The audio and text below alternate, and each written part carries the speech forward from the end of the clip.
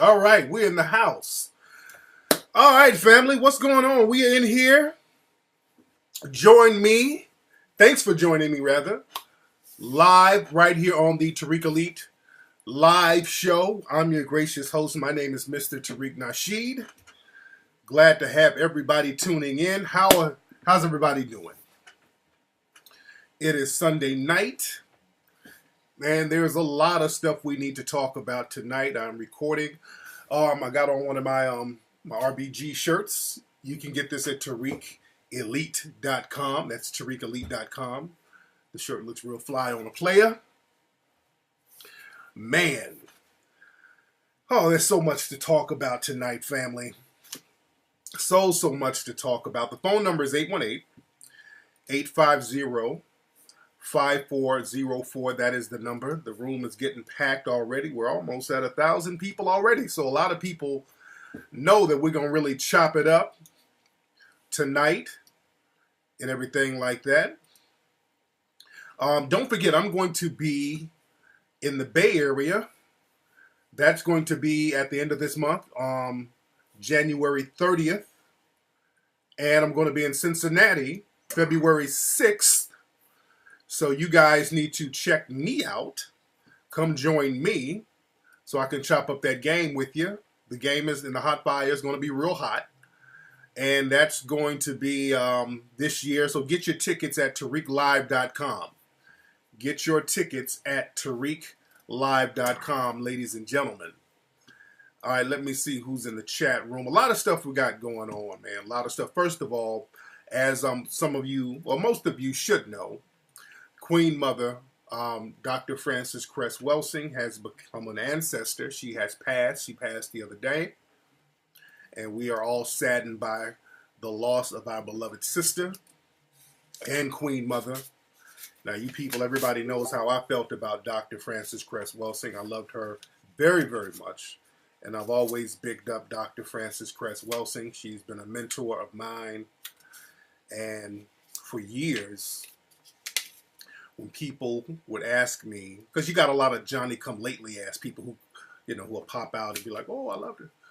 But you know me, man. If people have asked me for years, who is your biggest influence? If you look at old interviews that I've done, who has influenced you the most? What inspired you? What book inspired you the most? Without a shadow of a doubt, I would always talk about Dr. Welsing. I would always big her up, and I would always name her as my biggest influence, and she was. Did Crispy? I don't really want to discuss Crispy, but did he start bigging her up? Didn't he make a video shitting on her before? And that's another thing. I'm gonna get on there. I'm gonna get on some of these coonettes and bedwenches and little moist niggas and all that with their little greasy comments. I'll get on that in a minute. I'll get on them in a minute. Oh, I'm gonna get on them in a minute. Y'all just wait. Y'all just wait. Yeah, but I was talking about Dr. Welsing on my podcast all the way back in 2006, and a lot of people are thanking me for introducing them to Dr. Welsing, because to a new generation, with the Hidden Colors film, a lot of people in the new generation know her through that. And that was one of the reasons why I wanted to put our sister in the documentary. And Dr. Welsing, when her book came out back in the early 90s, she would do the rounds on some of the talk shows, but they stopped her from going on these talk shows because she was hitting white supremacy in the jugular. This sister was let me block this fool. Let me block him. Let me block him real quick. I see somebody trolling. Okay. Let me block him. Probably some white supremacists. The white supremacists, they've been trolling me all night and all day because I've been calling out that militia, those terrorists that's out there in Oregon, that the white supremacists, they're letting them take over a building, an armed militia that's out there taking over a building, and they shoot black kids at the drop of a hat, but they're letting these grown armed militiamen just run amok and do whatever they want to do, and I'm going to get on them a little bit later. I get on them later. But yeah, Dr. Welsing has been so influential in the movie Baby Boy. If you watch the movie Baby Boy, you'll see at the very beginning they use some quotes from Dr. Welsing. They use some quotes from her. You said, "Are militias legal? If you're white, yes. If you're a white militia, yes." But yeah, I'm gonna get on the Mark Lamont Hill. I'm gonna get on all of them in a minute. I'm gonna talk about all of them in a minute.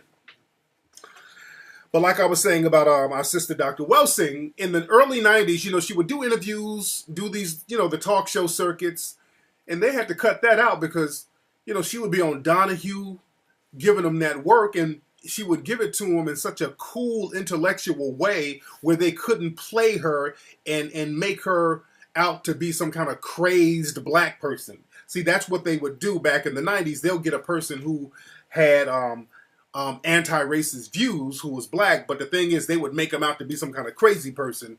And Dr. Welsing had the codes of conduct all in order, so she would handle herself in a very calm, smooth way. I want you guys to go to YouTube and look at some of the interviews that she would do on Donahue and all of these shows, and the white supremacists in the audience would be looking terrified. She handled them in the right way, and they would look terrible. They'd be in the audience like, "Oh my God, this woman is burning my soul." She would give them that damn work. You dig?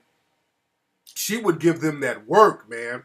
No emotions, none of that. No. She would just calmly break down white supremacy, and they didn't know what to do. They couldn't start acting crazy because she was too cool for that. So that's where I learned a lot. I learned so much game from Dr. Welsing, and a lot of people who are conscious and knowledgeable learned a lot of good information and game from that sister, man. She's very influential. She's been in the game for, oh man, she's been writing and practicing psychiatry rather, for years. Even going back in the 70s. There was a debate she did on the Tony Brown show. There was a white supremacist named William Shockley, and she was giving him that work back in the 70s. So this sister was the truth. So they, you know, after the 90s, they stopped putting her on television. But, you know, a lot of people kept, you know, bringing her in for lectures and things like that. And, you know, they do that to a lot of our thorough intellectuals. If you're too thorough, they'll take you off the air. Just like with Minister Farrakhan. They don't put Farrakhan on the air no more, because Minister Farrakhan was giving them so much work. But they didn't took Minister Farrakhan off the air. Like with the Million Man March, the anniversary, they weren't trying to air that stuff. They weren't giving Minister Farrakhan a lot of airtime to promote that. You got to understand. So when it comes to really, really breaking down systematic racism and white supremacy, the real thorough black people, there's a blackout. And even when I'm on television, they'll bring me on to talk about relationships or whatever, which is fine. That's fine. But they don't let me talk about race because, you know, I got some of the codes from Dr. Welsing, and I'm spitting like she's spitting. This is why the niggas you do see on TV, like these buck dancing niggas that was throwing salt on our sister the day she died, they'll put them bummy ass niggas on TV. I'm gonna get on them in a minute, don't worry. But our sister was brilliant, brother. That was a brilliant sister. She had an empowering spirit. This sister, man, a lot of folks don't know, when she got out of college, or when I think she was in college, I'm not sure if she was out of college. She might have been in college, but she told me when she went to her family asked her what she wanted to do for like a vacation or whatever, or what she wanted to do in college or when she got out of college. I can't remember exactly. But she told them she wanted to go to Germany. She wanted to go live in Germany, to study white supremacy in Germany. So this is like in the 1950s or something like that. So the sister had her family. She went out and lived in Germany and just studied because she wanted to understand the Holocaust and what was the mindset. You dig? So she wanted to go study. Yeah, she went to Germany. Yeah. She went to Germany and she wanted to study the mindset out there. And she got the game out there and just really put her heart and soul into studying and breaking down and dismantling the mindset of white supremacy. And she's the only black psychiatrist in the world that really broke down white supremacy. This sister was brilliant, man. This sister was brilliant. And let me she talked about one thing in her book, The ISIS Papers, which is one of the most important books ever written, because this book breaks down white supremacy and the psychology behind it. One thing in her book, and her book is like my Bible, she talked about the importance of truth, how truth is a very powerful force. She talked about truth. Hold on. I hate when people are texting me.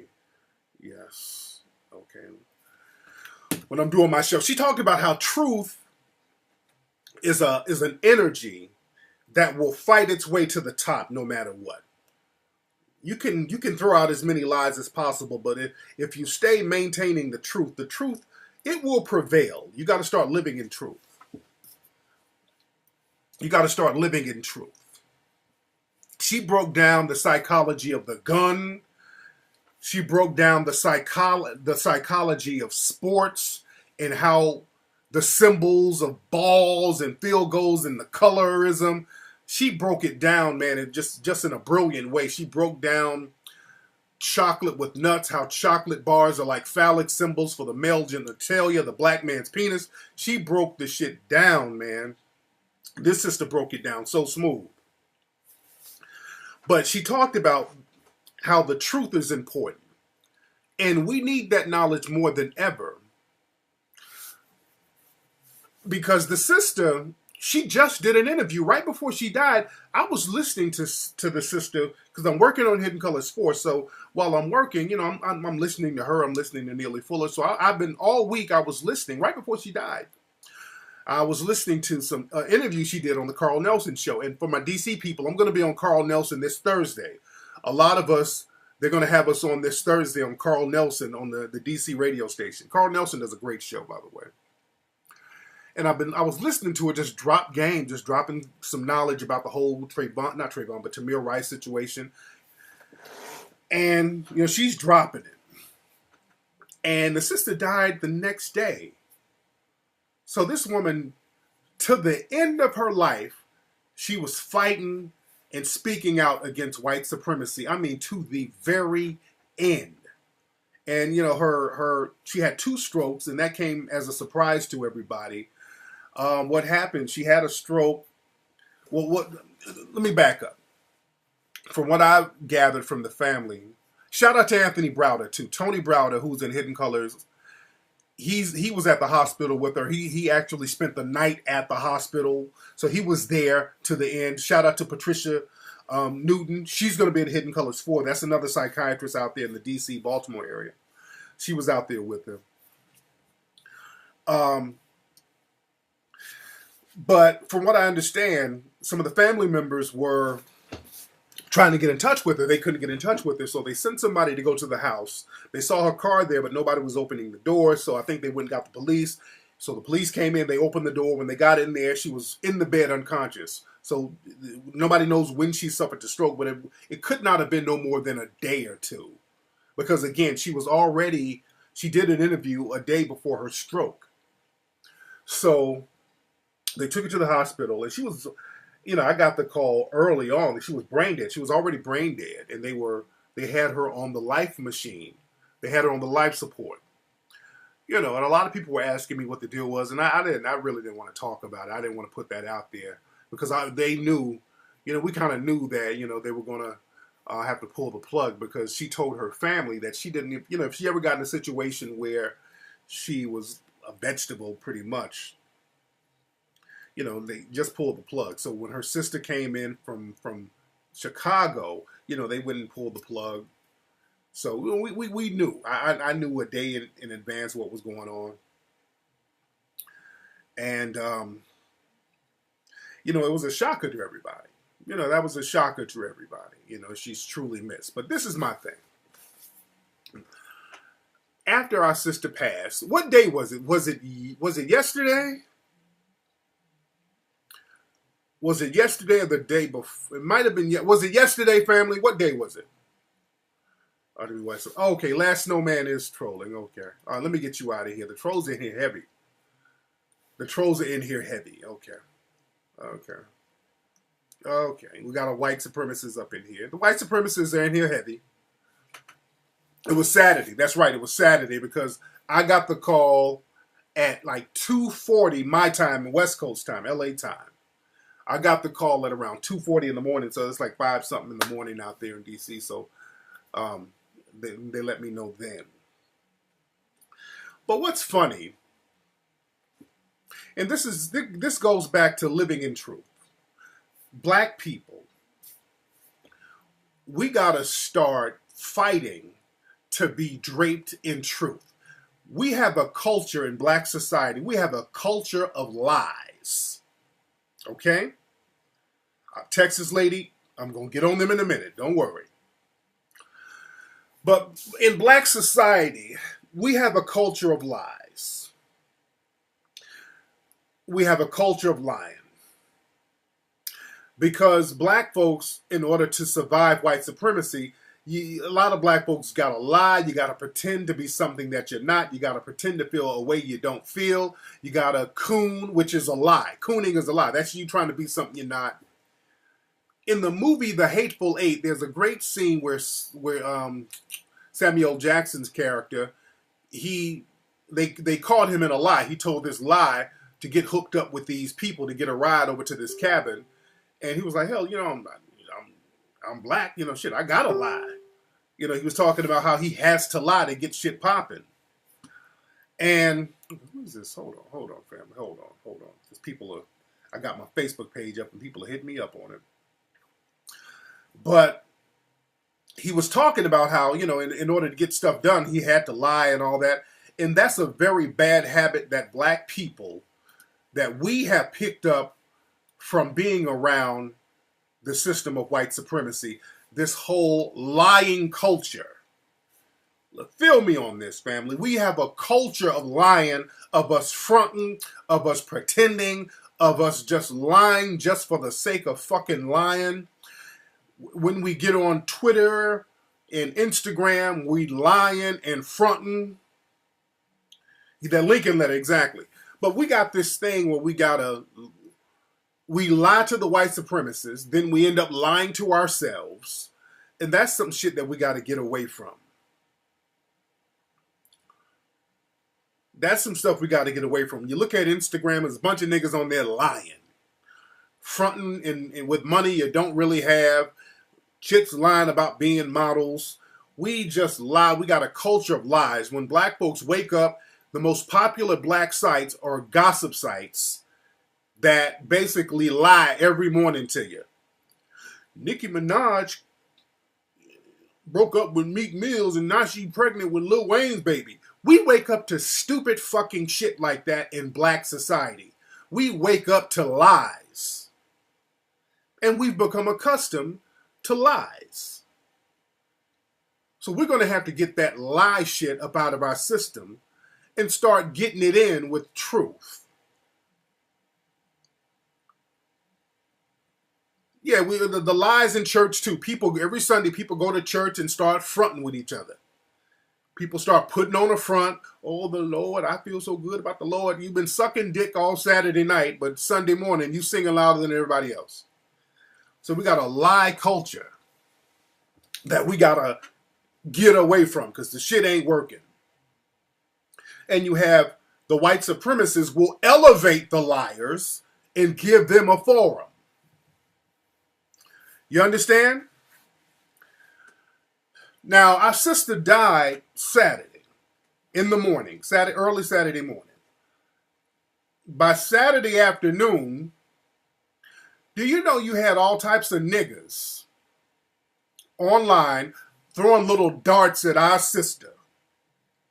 Let's start with Mark Lamont Hill. Let me get on him for 1 minute. Now, Mark Lamont Hill, he's been soft-shoeing for a little while now. Soft-shoeing. You know what that means? Soft-shoe cooning. That's like you got on some You got on some soft tap shoes. I can hear a little tap. I'm not going to call you a coon yet, but I hear some soft tapping going on. And a few weeks ago, somebody asked me about Mark Lamont Hill, and I had respect for Mark Lamont Hill, you know, because I seen him on TV. He could hold his own. He talk a good game on some of the shows. You know, no reason to hate on the dude. Somebody asked me, I'm like, hey, Tariq, what do you feel about Mark Lamont Hill? Because a lot of folks felt a certain way about him. And now I see why. Because I really didn't pay too much attention to the dude. You know, I see him, and I'm like, okay, he's a cool brother. He's doing his thing. So a lot of people for a minute felt real funny style about dude. And they were asking me, well, how you feel about dude? I'm like, you know, he seems cool. Now, right after I said that, he did some real slick shit. This was a few weeks ago, even before yesterday. He did some slick shit that I felt a certain way about. He had some of these pretend fake black feminists on his show, the Huffington Post Live or whatever that is. Had them on his show, and that's another thing. When I see anybody with that little crowd, that Fraudinista Jamila, that whole little Ebony, those little bummy writers, whenever I see anybody around them, I go on alert. Because I've been warning people for years about that little clique, that little Ebony.com clique. Anybody connected with them are usually on some fuck shit. So, they're on this show talking about Hotep dudes and all this old stuff. And they had these little black man hating Negro bedwenches, that little Ebony circle, they had them on the show. So they're talking about, you know, doing their usual shitting on black men routine. And on the show, they had a picture of me on the show. They had a website and had my picture on the show. I'm like, okay, you got my picture on here. You got them talking slick. They didn't mention my name, but my picture is up here. And I'm like, you know, damn, Lamont, what's the deal? You know, you got something to say? Y'all got me on here. Y'all got my picture. And he started playing dumb like he didn't know. He turned into Finn from Star Wars 7. And I didn't respect that. I lost a little respect when somebody does something and then act like somebody else. It was the producers. I didn't know. I didn't know nothing about what you about. You know, I didn't know. He got on that shit. Act like he didn't know nothing. He was like, yeah, I didn't know. It was my producers. My producers. All right, it's your show, but it's your producers and all that shit, huh? And this was a couple of weeks ago, so I felt a way about that. I didn't respect that. Then he was like, you know, yeah, you want to be on my show, you can come on my show. I'm like, yeah, make it happen then. All right, I'm down to come on, make it happen. I'm down to come on. I kept repeating it. Anytime you want me on there, bro, I'm down to make it happen. He was, nothing. So I'm like, okay, dude, okay, yeah. So I see some soft shoeing going on there. He gonna try to act like he didn't know what was up. I didn't know what you were about, brother. I didn't know. Okay, all right, okay. All right, Mark Lamont Hill. All right, brother. So I didn't trip on the dude. I didn't trip on him. I didn't trip on dude, man. But now my binoculars on this dude. I'm looking at you real funny style. Cause now I don't know. I'm playing dumb. I don't know who's the producers. I don't know. All right, man. Because see, I'm here to defend myself. See, that's the thing. If some of these that little Ebony crowd, the little minions of white supremacy, yeah, I didn't know you know the fuck I am. You know exactly who I am. You got a picture of me on your damn show. Your little crew, they write articles about me all the damn time. You know. That little crew of his, they write articles and tweet about me all the damn time, so he knows. But he's with that whole fake, pretend black feminist crowd, and I don't respect no nigga who has to bow down to those clown-ass, pretend black feminists who are not feminists whatsoever. If you bow, just like Antonio French, That jive ass nigga that I gave that nigga a stack for the people of St. Louis. And this nigga's up here. I found out he's bowing down to these raggedy ass Negro bedwench minions of white supremacy. I lost all respect for that nigga, and I wish that nigga Antonio French give me my fucking money back too. That's why they burned that nigga shit down there in Ferguson. They burned his shit down. And I wish he'd give me my money back, you jive ass nigga. I don't respect no nigga who, yeah, he fucked that Ferguson money off. That's why I created Melanoid Nation, because I got tired of these lying ass niggas. That whole little clique, again, with that whole little clique, anybody who's connected to that whole little ebony crowd, they are always on some bullshit, man. So I'm not trying to, I wasn't trying to shit on Mark Lamont Hill. I'm like, all right, man. All right, strike one, nigga.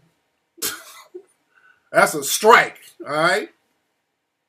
But this nigga pulled some real slick shit yesterday with Dr. Cress Welsing dying. So Mark Lamont Hill, he put up a little eulogy like, oh, Dr. Welsing, you know, so many memories of me going to the bookstore, and I just love her. Now, he wrote this earlier in the day, and then later on, this nigga put up a post of somebody else, one of these Gay Lives Matter dudes. He put up a post of somebody else just going in on Dr. Welsing. And Mark Lamont Hill, his thing was like, yeah, this person, they articulated this better than me. So he put some shit up of somebody else talking slick about Dr. Welsing so he can kind of fall back like he didn't do nothing. And people called his ass out on it, as they should have. They called him out as they should have. They called him out. And again, another thing, the way Mark Lamont Hill was kissing that white lady's ass over that R. Kelly thing. Because he was one of them people who kissing her ass. Ooh, girl, you did a good job. Ray! He was kissing her ass a little bit too much. And I'm like, really, nigga?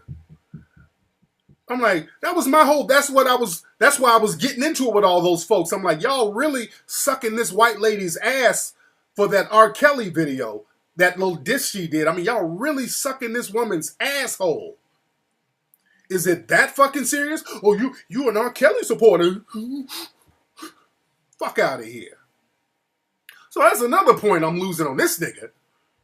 You kissing this white chick's ass because she was rude to R. Kelly? All right, nigga. All right.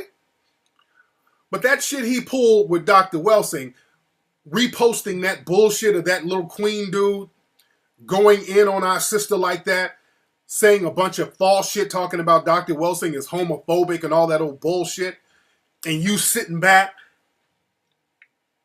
like you ain't got nothing to do with it. That's a sucker move, Mark, and a lot of folks called that dude out on it. So now we see where you at with yours, homie. We see where you at with yours, my dude. And again, Mark, he hangs around Netta, who people in St. Louis Ferguson can't stand. You know, they just said she's out there. They accuse her of stealing money out there. She done got into it with Sean King. So this dude, when you associate yourself with bullshit-ass people, if you got 9 bullshit-ass people you're around, you're the 10th bullshit person.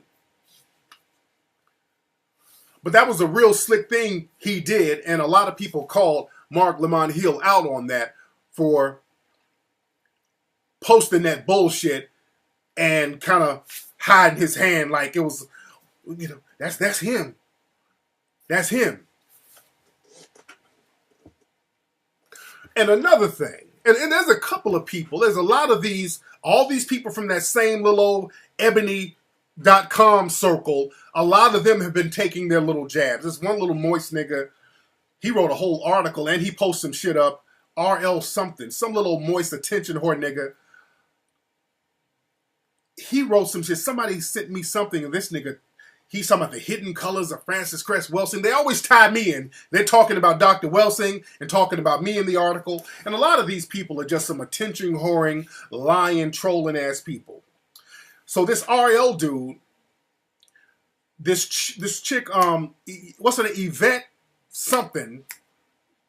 She rolls with Dr. Boyce Watkins, that Yvette chick, whatever her name is. She posted his fuckery on her page. She was like, yeah, you know, it's sad that Dr. Welsing died or whatever, but, you know, we got to really analyze some of their ideology. And I'm paraphrasing, but this is the type of shit she was saying. And I'm looking at her funny style too. Yvette Carnell.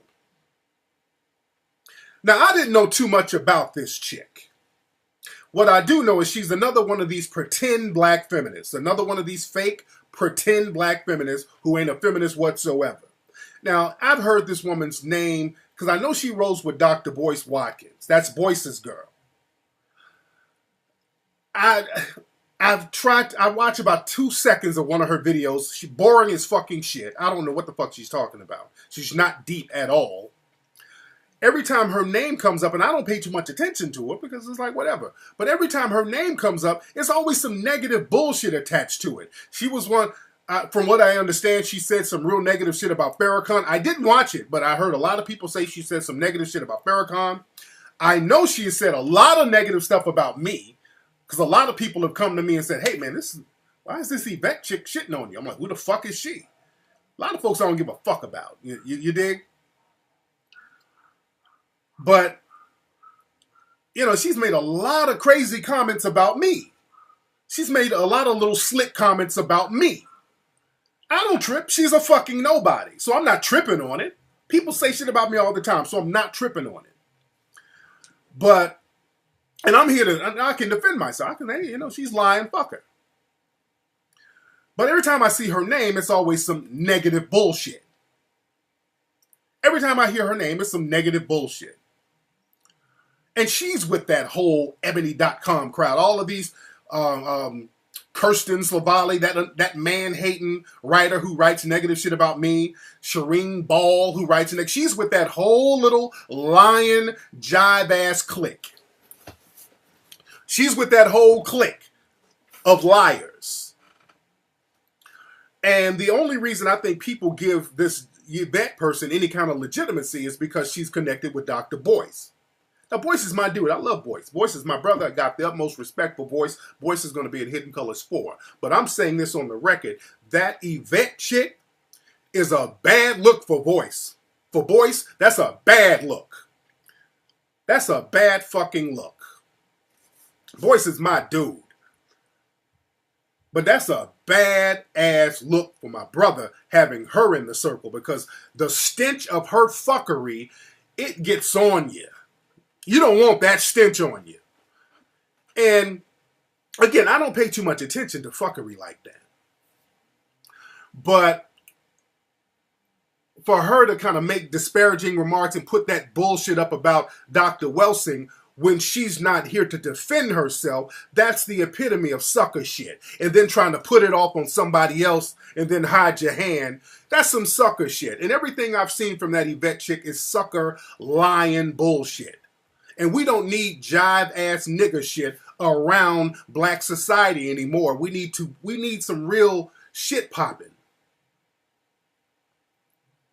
And she's one of those people, from what I've gathered about her, she's one of those people who does a lot of slick little bullshit, lying, sneaking, conniving, and then when brothers call her out on her fuckery, she tries to play the white woman victim role. See, a lot of those pretend black feminists, they keep a white dick in their mouth because low-key they want to be like the white women. So they want to try to use the game that the white women use the whole victim game, but it don't work. So she's the kind of person who throws out a bunch of lies, and then when people call her out on her lies, she goes into the, these black men are attacking me because I'm a black woman. Oh, Lord, I told you patriarchy is so wrong, Lord. Oh, the black woman is the mule of the earth, Lord. She starts getting her Maya Angelou books out. Fraud-ass chick. Another fucking fraud. That's the last thing we need is another fucking fraud. And you got my name in your mouth. Look, Dr. Boyce knows me. If you got something to say, holla at me. Making these little punk-ass slick comments and all that. That's sucker shit. And then waiting for somebody to die to get your little dibs in. You ain't shit for doing that. You ain't about shit for doing that. You don't like black women. That's another thing. They don't, I told y'all these so-called black feminists don't give a fuck about no black woman. For a sister to die and you to start taking shots at a sister after she died, you don't give a fuck about no black woman or black society for that matter. See, she's with that whole little clique of people who suck dick to get jobs at these little white corporations, to get these little white writing jobs. They will suck the skin off a dick to get a job or to work at some of these corporations with these white supervisors. And the thing, what they do, people like that Yvette person and some of these fake black feminists, what they'll do, they will try to pass their lies off as being some type of critical thinking. Well, I'm just being, well, we can just be critical. You know, ain't nothing wrong with being critical and being a free thinker. And no. Y'all ain't being critical. You're not being free thinkers. You're being fucking liars. And if you co-sign lies, you ain't no better than the person lying. Don't be fooled by these people who got this. They'll sit up and talk black and talk real black shit. And then when some white folks walk in the room, they drop on their knees and open up their mouth. Or when a white woman walk in the room, they start licking pink coochie. So a lot of people are very correct in criticizing her for her fuckery. And then they try to flip it and be like, well, can we have an intellectual conversation? You ain't having no intellectual conversation. You're a fucking liar. You are a liar, and the people you roll with are liars. That Kirsten Slavali, who married a non-black man with her jive ass, I'm using 70s terms, she's a lie. She wrote an article about me lying her ass off, talking about I wrote a book about trafficking women. What book did I write about trafficking damn women? That's a bold-faced lie. Your other friend, Yvette, Shireen Ball, this woman, every paragraph she wrote was a lie about me. She said, first of all, I was supporting R. Kelly, which I wasn't. That's a bold-faced lie. She said I said something about Mark Lamont Hill, which I did not. That was another lie. She was like, I got a non-black woman. That's another fucking lie. I done shitted on black women. That's another damn lie. I mean, just every paragraph was a damn lie. We don't need no more y'all over-the-hill ass chicks lying. Burnt out, over-the-hill, lying ass chicks. We don't need that.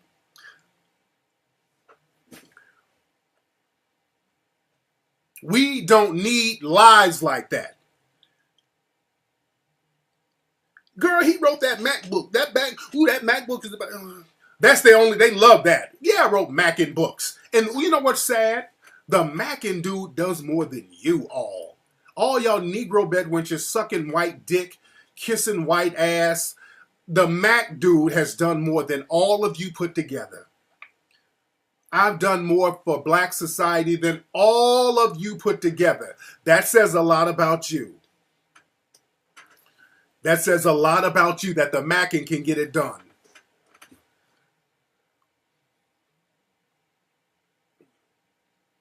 Now, Boyce is my dude. I love Boyce. I got a lot of respect for Boyce.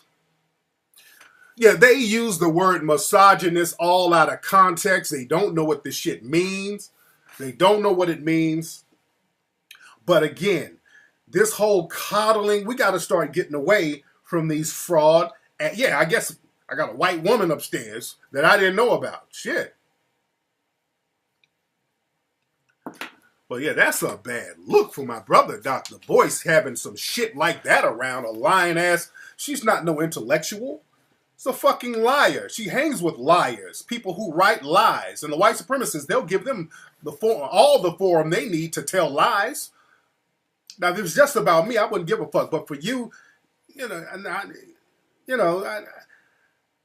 wouldn't give a fuck if it was just me. But to shit on Dr. Welsing after she died, nah, I gotta say something. This sister ain't here she's not here to defend herself. So that just goes to show the kind of character that people like her and Mark Lamont Hill and all of these other niggas who kiss white ass, that's the kind of mentality they have. That's the kind of character they have.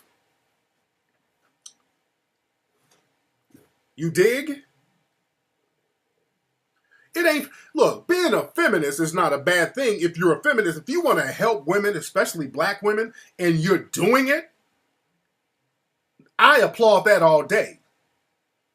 But if you ain't doing shit, you ain't planning on doing shit, but then you walk around talking about you a damn feminist, like Neely Fuller said, you can't claim what you don't practice. That's why we use the term race soldier, because a cop shooting people based on race, that's not a real cop. That's a race soldier. We got to be very meticulous about the words. So it's a lot of them. It's a lot of them in that little circle making these little disparaging remarks about our sister. And that's sucker shit. I'm letting y'all know now. That's why, family, we are definitely having the Coon Train Awards this year. We're definitely going to have the Coon Train Awards. Because I had a couple of people, trolls, hit me up. I guess there's some trolls out there who know they're going to end up on the train. So like, ooh, Tariq, you shouldn't do that. I'm doing it. The Coon Train is coming. The Coon Train Award is coming. The Coon Train Award is coming. I need y'all to brainstorm with me on where we need to have it. I'm trying to figure out the format of it. I'm trying to see if we're going to have the Coon Train Awards live. I think I'm going to have it as a live event, probably here in LA or Atlanta. Probably get Zoe Williams and my man Corey Holcomb and those dudes to co-host or judge the thing with me. I'm definitely going to have it live. I'm looking into getting trophies made now. We're getting it. I'm so fucking serious about this. I need help with some of the categories. I need to know what type of categories. We're going to have the Coon of the Year, the Lifetime Butter Biscuit Award, the Female Coon of the Year, Biggest Coon in Sports. And you know what? With sports, I think we're going to have to break it. There's so many coons in sports, we're going to have to break it down by basketball, football, baseball. We're going to have to break it down into a specific sport. Biggest coon commentators, biggest coons in news.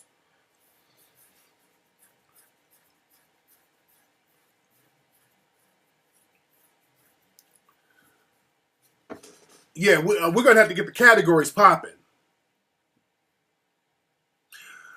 Because these coons and people doing little slick shit within black society to sabotage it, and we got to watch out for these sleeper agents. You got niggas out here, they'll wear their dreads and they'll look around and be like, yeah, black power, black power. And then all of a sudden throw a wrench in the game. Well, what about gay rights? And then all of a sudden the energy is gone. The energy is somewhere else.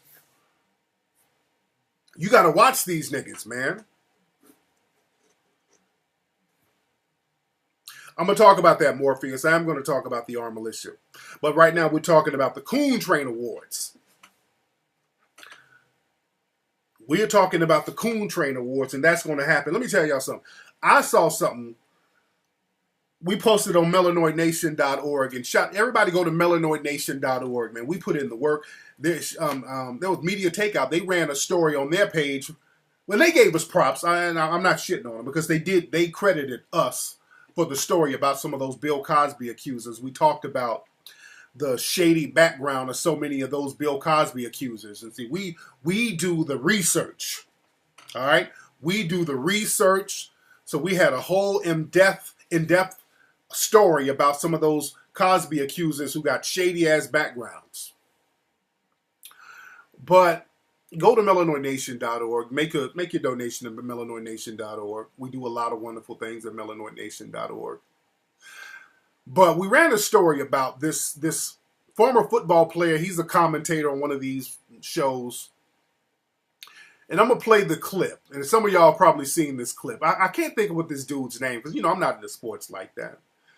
But this nigga, look at this coon shit. Dexter Manley, that's his name. Dude, this right here is the very reason why we need to have a Coon Train Award show, to just put all of these coons on blast. Look at this. He just doesn't become shaken in the face of adversity, and that for a young quarterback is crucial to being successful. Yeah, I would say a lot of it, he got the protection up front and gets the ball out of his hand. That makes a big difference. He gets the ball, he goes through his progression, he reads the defense. And Robert, as a quarterback, most of the black quarterbacks, they like running because they're probably used to running from the laws. And so I think more importantly is that This guy's gone through his progression, and he just plays well. Yeah, that's going to be hard to come after that. But I will say this about Kirk Cousins. He has not gotten hit at all. Y'all hear what this nigga said? That right there, when we have the Coon Train Awards, I'm going to personally nominate this nigga for Coon of the Year. I'm going to personally nominate this nigga for Coon of the Year for saying some stupid ass shit like that. You gotta be, there was a slave spirit in you to make you say some stupid fucking shit like that, literally for no reason. You know you a coon when you say something so coonish, the white person next to you is cringing like, The white dude had to put his head down because you so much of a fucking coon. When a white person cringes over your cooning, you a real coon, nigga.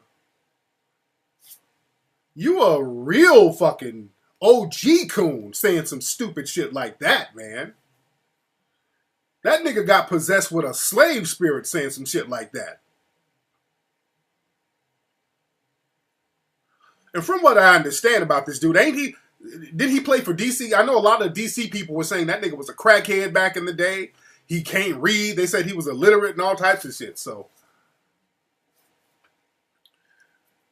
yeah, but and I'm not letting the white supremacists off the hook for even putting a coon like that. If he's on the air saying some shit like that, I wonder what he's backstage saying.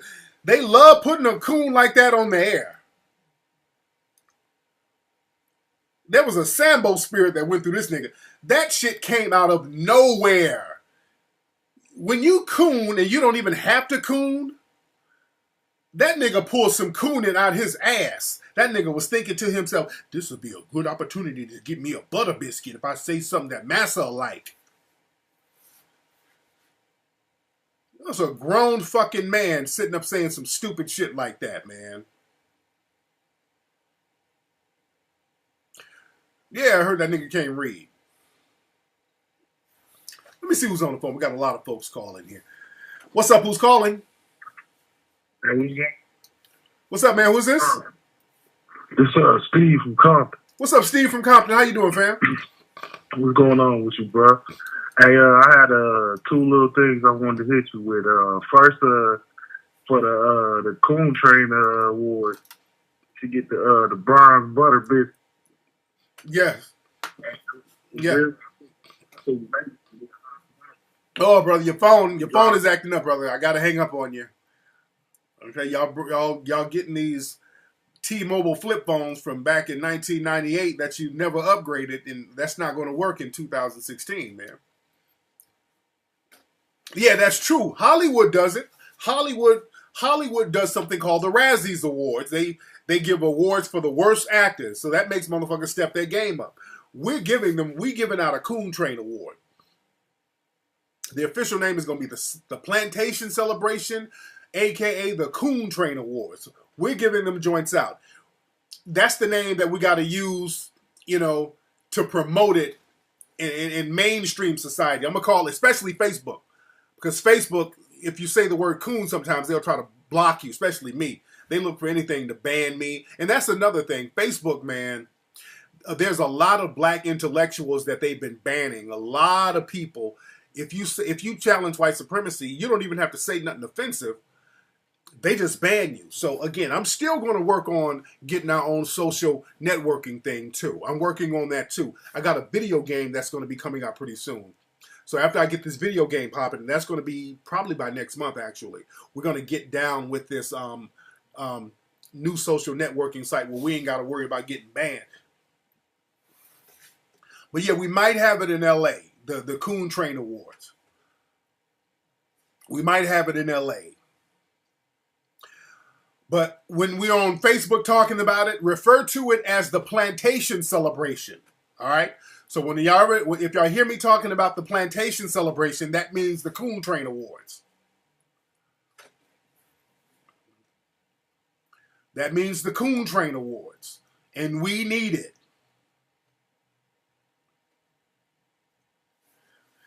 Now, what's interesting, man, y'all know what's going on up in Oregon right now. Let's break that down. We got to talk about what's happening up in Oregon. There's a lot of folks in the room. And by the way, if you want Hidden Colors, the movie Hidden Colors, go to hiddencolorsfilm.com. hiddencolorsfilm.com to get Hidden Colors 1, 2, and 3. And also get my brand new lecture. It's called Breaking the Cycle. My new lecture called Breaking the Cycle. It's available right now at TariqRadio.com. Tariq, Tariq, radio.com.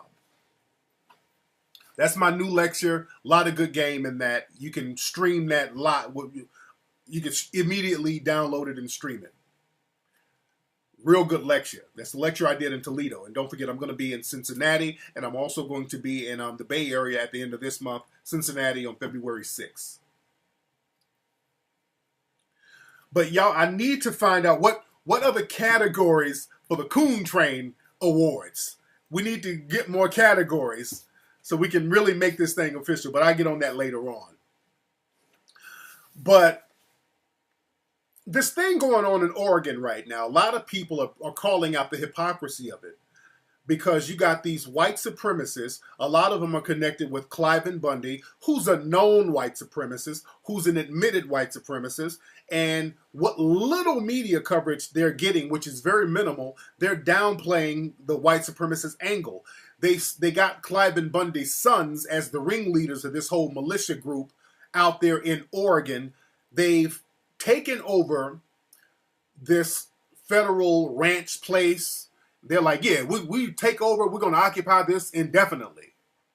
And they're armed. And the media, they are acting like this is an episode of the damn Andy Griffith Show. They are not sending in tanks like they did all the black people in Ferguson and in Baltimore. They're not sending in the machine guns and the military helicopters for the unarmed, like all the unarmed black kids they sent them out for. All the unarmed black teens, they sent in the helicopters and the rocket launchers and the tanks all over because they said a CVS pharmacy got burnt up, okay? Which we don't know who burnt the shit up. Most of those fires were set by law enforcement, allegedly. A lot of people out there were like, we're not setting these shits. So they got these white supremacists out here, this militia group who's armed, who's basically waged war on the United States government. And they are downplaying the shit out of it. They ain't out there shooting them like they're shooting little black children with toy guns. All right? They're out there negotiating with them, talking to them and all this old bullshit. No tear gas, no SWAT team, none of that shit. And that's very dangerous. And this is the thing. Y'all got to understand about these militia groups. And black people in particular need to understand this. These militia groups, their ultimate goal is to subjugate black people. Don't think that this shit is about some land. It ain't about no damn land. That's just the excuse to kind of get the ball rolling. All right? That's just an excuse to get the ball rolling. This whole militia group bullshit is not about no land. Oh, man, the way the news is talking about this shit like it's a sleepover. Oh, there's some armed protesters. There's armed resistance. They're using all the little cute terms. They're not calling it what it is. It's a fucking terrorist group. And the reason why these dudes are doing all this, because they know that they have a media outlet. They know that there's a white supremacist system that will coddle them. They're not going to be called thugs. They're not going to be called terrorists. They're not going to have the SWAT team swoop down on them. And that's why they're doing all this. But these militia groups, you got to understand this, family. Their ultimate objective, they're anti-government. But why are they anti-government? See, you always got to peel the layers back in a system of white supremacy. Because when they start talking about, well, there's too much government. Yeah, the government getting all in our business. The government keeps telling us what to do. So what do you want to do? See, you got to start poking and prodding and seeing what their real objective is. What are they so mad at the government? What's the government stopping them from doing? The government, and these militia groups have always had a bug up their ass about the federal government.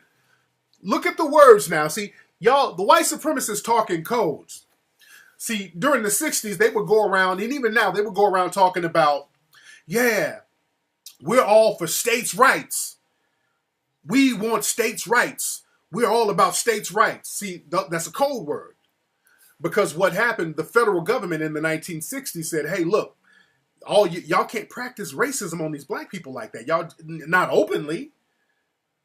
You can't tell these black people they can't vote now. You know, we do, y'all fucking the Constitution up. The federal government told them, hey, look, y'all got to chill out. So they, as a retaliation to the federal government, they were like, well, we want states' rights. We want the rights to discriminate against niggas.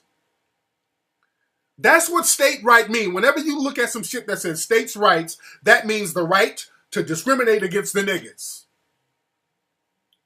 And even now, when they want to go against the federal government, they want the federal government out of their way. Out of their way for what? Out of their way so they can start practicing white supremacy hardcore against black folks. That's what those militia groups were started for, because after the Civil War, the federal government tried to protect black people a little bit. You had federal troops down in the South, okay? So these militia groups were like, hey, we want to mistreat our niggas. And the federal government said, you got to chill out on, you can't do that. What you mean I can't mistreat niggas? There's too much government going on here. That's really what it's all about. It's really that simple. They want the right to mistreat and lynch niggas. That's their shit. That's what they want the right to do.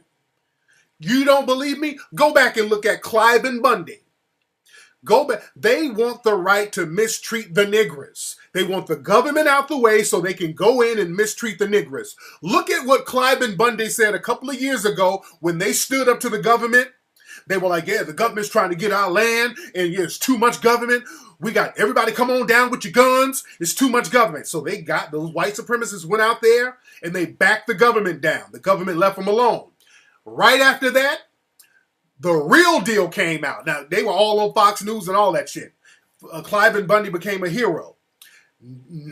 Right after the government backed down, Clive and Bundy, what did he get on TV and say? Now, let's talk about the Negroes. And everybody was like, what? People were like, what the fuck are you talking about? What? That's why Cliven got in trouble. He started talking crazy about black folks. And it came out of nowhere, seemingly. It came out of nowhere. He was like, yeah, so let's talk about the Negro. You know, slavery wasn't really that bad for the Negro. People are like, what the fuck are you talking about? Yeah, you know, all the Negroes. And he's using the word Negro. I'm not paraphrasing. He's using the word Negro. Yeah, another thing about the Negro, all this welfare and all that. Was slavery really that bad? He's like, are you talking about putting black folks on a plantation? What the fuck are you talking about?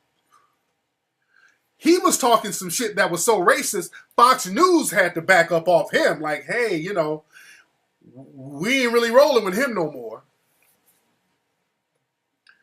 And they kept, he couldn't even clean up his, Google it. Look it up on YouTube. Wait, somebody give me a link of it, please. Let me allow links. Because I played it back in the day. I played it before when he was saying all that crazy shit. Hold on, let me allow a link. Yeah, if somebody can find the link of him talking that shit, oh man, that's what he really wanted. The truth came on out. They wanted the government, the federal government, to get out of their way so they can go back to their old school white supremacist ways so they don't get in trouble for being open white supremacists. So now they can start, if you get them out, those militia groups, they will have y'all black asses on plantations if you don't wake up to them. They want to get in power so they can start getting those black codes back in order. This dude, Cliven Bundy, was talking crazy about black folks.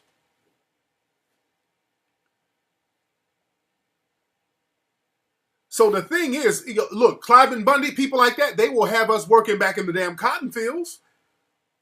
When they start talking about, hey, man, you know, that slavery wasn't so bad now, was it? You wouldn't mind going back on those fields now, would you? Yeah, he was like, yeah, you know, I was driving to Vegas and I saw a bunch of black kids on the porch with nothing to do. You know, if they were on a plantation, if we were in slavery, you know, they'd have something to do. I'm like, what the fuck? I'm like, what year is this? So then people started backing off of his racist ass. That's why they got his sons out there. His sons, you know, they done told them to clean up their little codes. Don't start talking the white supremacist shit just yet. And oh, yeah, that video of him and that coon. I wonder if I still got that video on my computer. He had a video of him and a coon. Let me see if I got it on my computer. I probably don't have it. But, hold on. Let me see something. Let me see if I have it. Because, yeah, that cooning was incredible. I don't have it. I don't have that video. But that's what it all boils down to. They want to exercise their right to discriminate against Negroes. That's what it boils down to. Hold on. Which clip is this? Hold on. Let me see which clip this is. Let me play the audio at least. Anti-government and anti-paying for what? Okay, no, this is okay. Nah, wrong. You know, y'all sent the video. You thought it was something else, but it was some dude talking. It was a bait video. I hate those bait videos. Let's see if this one is it. Y'all got to check your videos. And so what I Here it is. testified to you, I was in the Watts riot. I seen the beginning fire, and I seen that last fire. What I seen is civil disturbance. Can y'all hear this? Because I know the audio is kind of low. People are not happy. People are thinking they don't have their freedoms, don't have these things, and they didn't have them. We've progressed quite a bit from that day until now, and we sure don't want to go back. We sure don't want these colored people to have to go back to that point. We sure don't want these Mexican people. This nigga said, we don't want the colored people to go back. Motherfucker, what year are you living in? This was in 2014. This is not from the 60s. You know, the coloreds, if a motherfucker starts referring to you as coloreds and Negroes, it's a problem. I think this is high as the volume will go. I'm sorry. Hold on. And we can make a difference right now by taking care of some of these bureaucracies and do it in a peaceful way.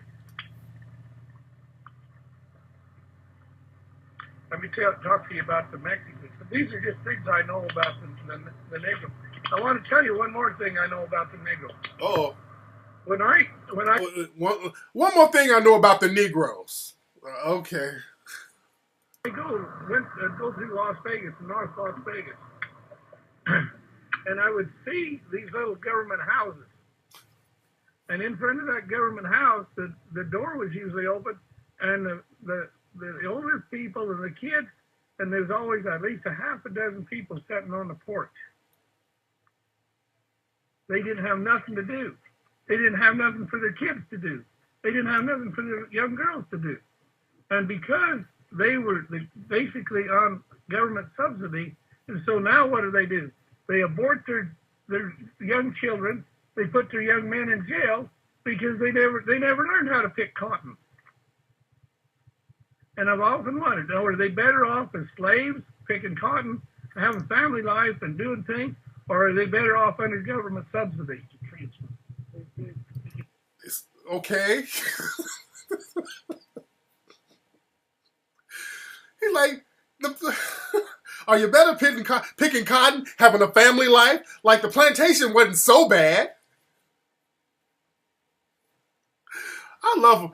Oh, you gotta love the white supremacists. Oh, it's that happy slave shit. This is Cliven Bundy. These are the people who's out there now in Oregon, right now. The people connected with him are out there in Oregon right now. Those are the people that's in Oregon right now. People connected with him. Like, aren't you better? Wouldn't you just want to get off welfare and just go on a plantation and pick some cotton and be with your family? And they downplay that shit. They try to downplay that racist bullshit he was saying. Okay, who is Devontae Harris? Okay, Devontae Harris is... Wait, Aki, wait. I see Aki in here. Everybody say what's up to Aki from Melanoid Nation. Aki, I'm making you a mod. Okay, Aki is the mod right now. Aki, if you see some bullshit in here, can you please ban him, dear? The beautiful Octavia. The beautiful Octavia. All right, I made her a mod. And Aki, please ban some of these people if they're in here on some bullshit. I can't see. There's a lot of people in here. I can't see Devontae Harris. People are saying he's trolling.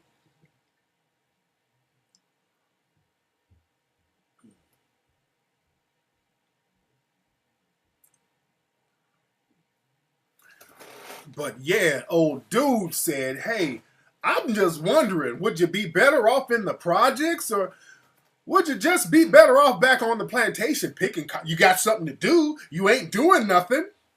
You'd be out there on the cotton field with your family. Wouldn't that be better? Like, what the fuck are you talking about? Oh, he got real bold. They felt empowered when they backed the government down. They felt real bold. What's up, Traggy D?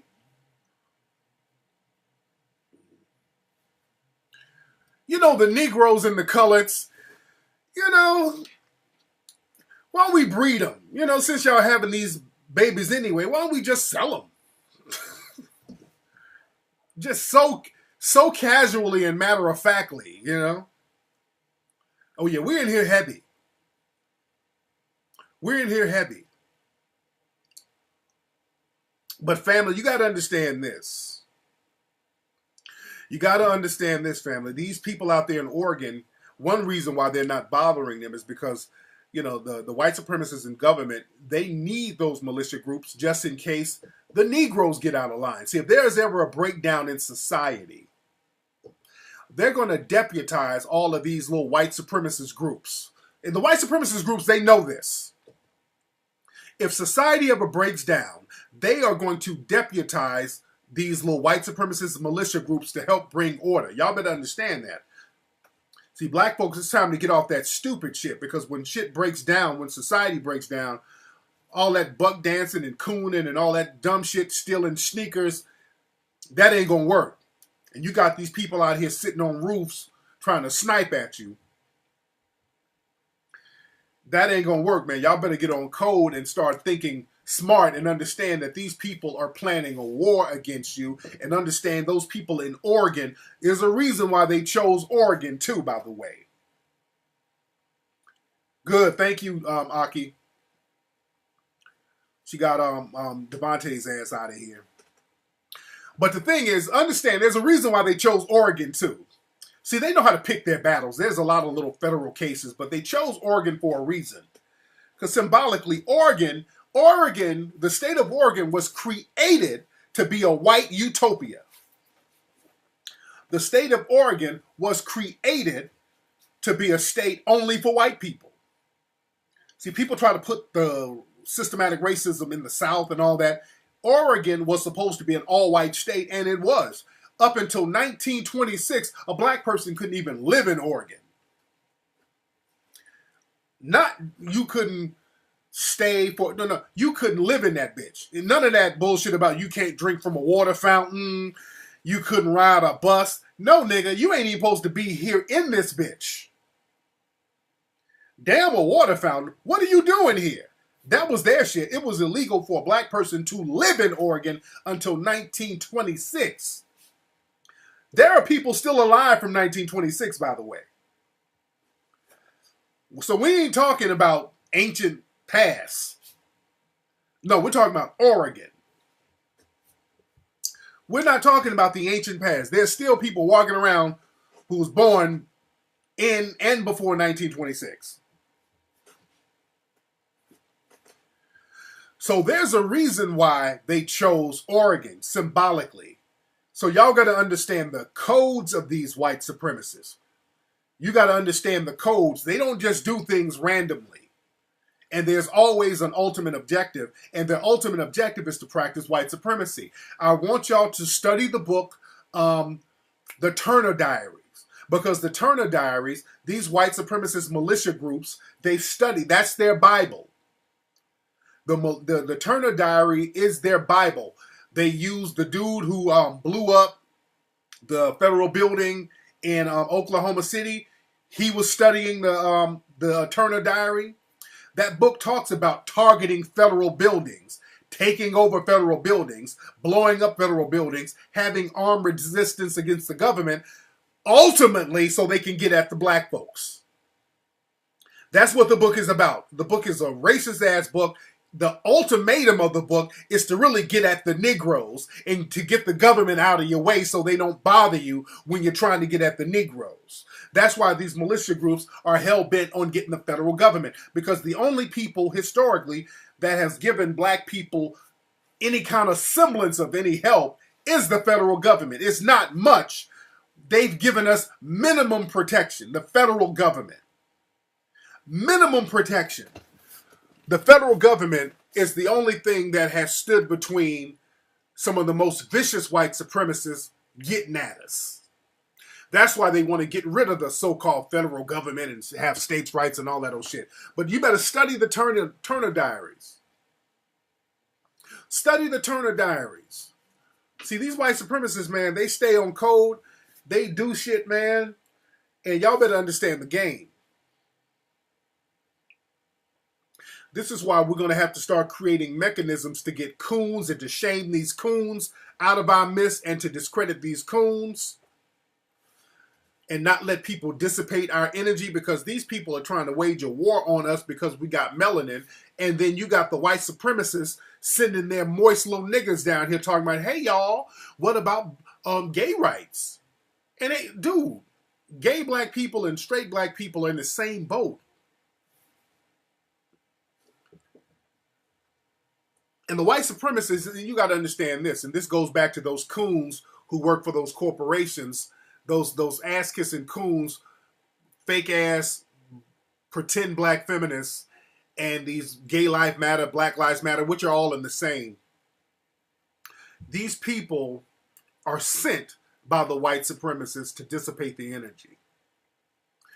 And for them to sit up and try to shit on Dr. Welsing, that's their little way of trying to get a butter biscuit when they go in for that job with white mommy, white daddy. You know, that's their way of trying to shit on the sister so they can kind of say, hey, look, there was a black woman saying some stuff that she was talking about you, white mommy. Ray! So I got her. I told her, white mommy, white daddy. I told her. Because saying Dr. Welsing is homophobic is a damn lie. Dr. Welsing broke down how the system of white supremacy will effeminize black men, and it does. Some of you born gay, whatever. But a system that attacks black manhood will make people use as a defense mechanism femininity as a way to survive. This is why you see in many corporate jobs, you see a lot of gay black men working in corporate America. Because white people who run corporate America are more comfortable with a black man who happens to be gay. That's not homophobic. That's kind of a fact. That's just a fact.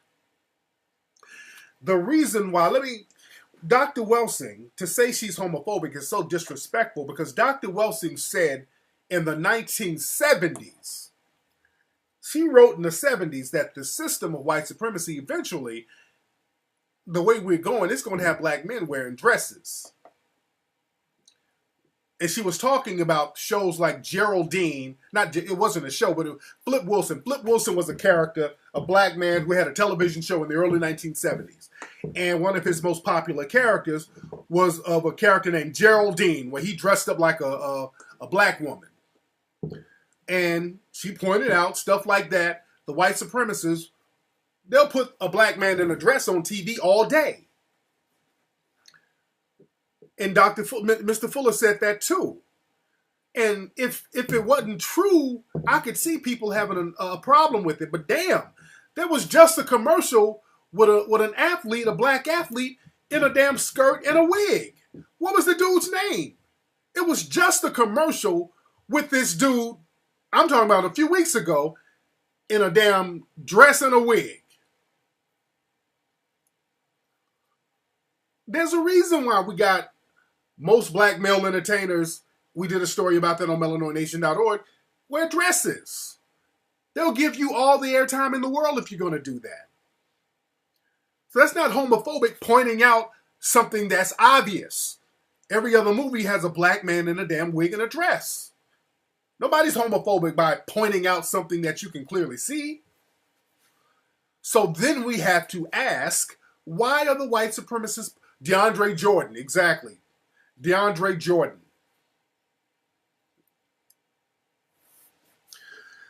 So the question that you ask these Gay Life Matter people, ask them this. Always ask them this. Why do you think, or why do you think they're putting and promoting black men in dresses and black male homosexuality in the media? Why do you think they're promoting that so much? That's a question. That's not homophobia. It's a question. That's a question. Because what you're going to have to understand, the white supremacists, what have they done for us collectively constructive? What have they done for us that's been constructive collectively? What have they really done for us, black folks? With all the shit going on, black folks need jobs, black folks need better schooling, black people need businesses, black people need their economic game together, black people need better health care.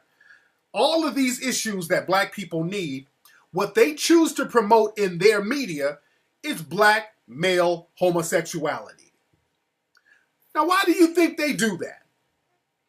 Do you really think, and I'm saying this to the gay brothers and sisters out there, this is a legitimate question. Do you think they actually give a fuck about a gay black person? And that is the reason why they're putting you on television and putting you on Love and Hip Hop and saying, hey, we need to talk about homosexuality in the hip hop community.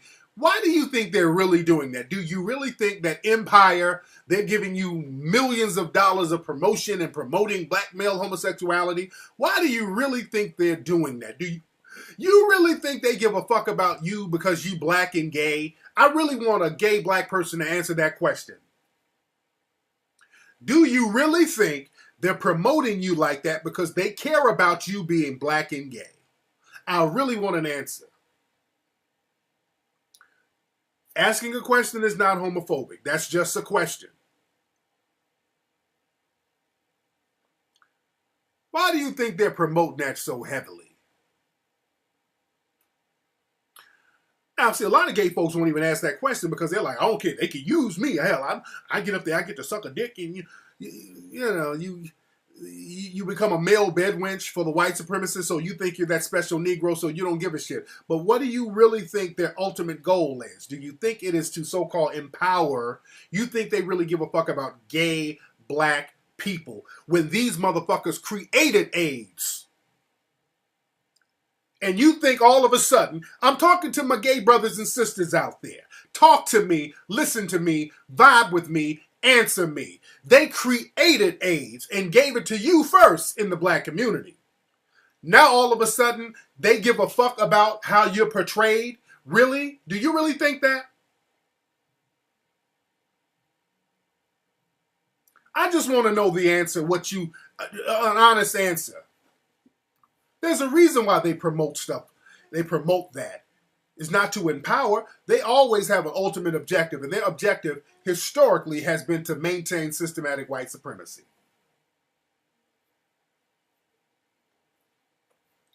Let's just be real. Let's just ask logical questions. If you're a gay dude, call up. I would like some gay dudes to call up. If you're gay, if you're a stud, put the pussy down for 1 minute and call up, ladies. If you don't eat her right now, call up. I'd like to hear from you. Call up. Let me hear from you. Let me see who's on the phone, by the way. We got a lot of folks calling. What's up? Who's calling? What's going on? This is Craig Maurice, Houston, Texas. Hey, man. How you doing, fam? Hey, I wanted to ask you, what's the difference between what's going on in Oregon and what's happened up in Waco with David Koresh? Oh, see, the thing is, with David Koresh, and that's another thing with David Koresh, they waited a month before they did anything. They ran up all types of tax dollars and all that before they acted on that, because historically, the government, you ain't supposed to roll those tanks and those rocket launchers on white folks. With us, they'll roll that shit on us with the threat of somebody about to do something. But with that whole thing, the white supremacists, they use that as justification to be anti-government, because they were like, hey, look, see, the government is overstepping their boundaries. Now, they don't say that when they're overstepping their boundaries with black folks. You notice the black folks get shot, black kids get shot by the government, but none of these militia groups say anything because they're down with that, because they're down with the black genocide. So they get mad when the government does the same shit they do to us to them. You understand? So that's just them practicing white supremacy and them having a system of white supremacy to protect them. You think that's all it boils down to. All right, but thanks for the call, fam. Thank you, sir. No doubt. Man. Let's see what else we got going on right here. Let's see who we got on the phone. All right, what's up? Who's calling? Hey, Tariq, this Brandon from Houston, Texas. A lot of Houston, man. I got to get down there to Houston, man. Some people, I've done a few lectures in Houston. They're trying to bring me back down there. I got to get back down there to Houston with the family, man. What's on your mind? Yeah, we've been waiting for you. This is very important. I've been trying to get in touch with you all day because I need your help. New Year's Eve at around 11:30, my mom's house burnt down, and she lost all her dialysis equipment. She pretty much lost everything. They said she'd have been in the house 5 minutes longer, she'd have died along with my sister. Okay. She tried to get to her dog, but her dog ran under the bed, and she couldn't get to it, and it died while the house was burning down. And she really need help with clothing and all that. And I've been trying to get in touch with you because it's been pretty hard. You know what I'm saying? And where y'all staying now? Well, I stay in Houston, and she stay in Port Arthur, Texas. She living with a friend. Now, who you staying with? Were you staying with I stay by my... Okay, so you weren't staying with your mom. Oh, you were not staying with your... Okay. So, I have the news report and everything. I have the GoFundMe, and I have her MySpace page. She really suffering because, she just had a kidney transplant not too long ago. And, she spent $5,000 on that dialysis equipment and stuff. And, she lost all that and everything, all the medicine that she was supposed to take. She had set up a GoFundMe recently. And I don't know if you can give me like your email address, or you can just put her out there, get her more attention, because she really needs it. You know what I'm saying? It's really hard for her because she's depressed from it. All right, well, I don't know, man. It sounds real funny style, to be honest, dude. I mean, you wait to call me. You couldn't call the Red Cross. There's all types of fire relief programs. You waited to call me? Really? Yeah, I mean, I know it sounds funny style, it sounds funny, dude. There's all types of fire relief and insurance places that will give you money. You can get relief from the city if your house is on fire. You can get all types of stuff, dude. Especially, you can get emergency relief if you're in a fire. There's a lot of stuff you can do. Sound like you hustling. You talking about the dog died, the dog didn't burn up, and all those types of shit. You oversold your bullshit with the dog. The dog, dude, you oversold your bullshit. I put this on my life. It's a true story. I have. Get out of here, you damn nigga! Get out of here! Fuck out of here! I don't believe, to be honest, dude. To be honest, I might be fucked up, but I just don't believe him. I don't believe him. You could have done a lot of stuff, man. You could have got all types of relief. You dig? I ain't about to send no money to y'all and y'all trick it off at the fucking mall. Come on now. Y'all, there's churches. You could have got some money from the church. There's a lot of stuff you could have done, man. Come on. There's a lot of stuff that you could have done. Man.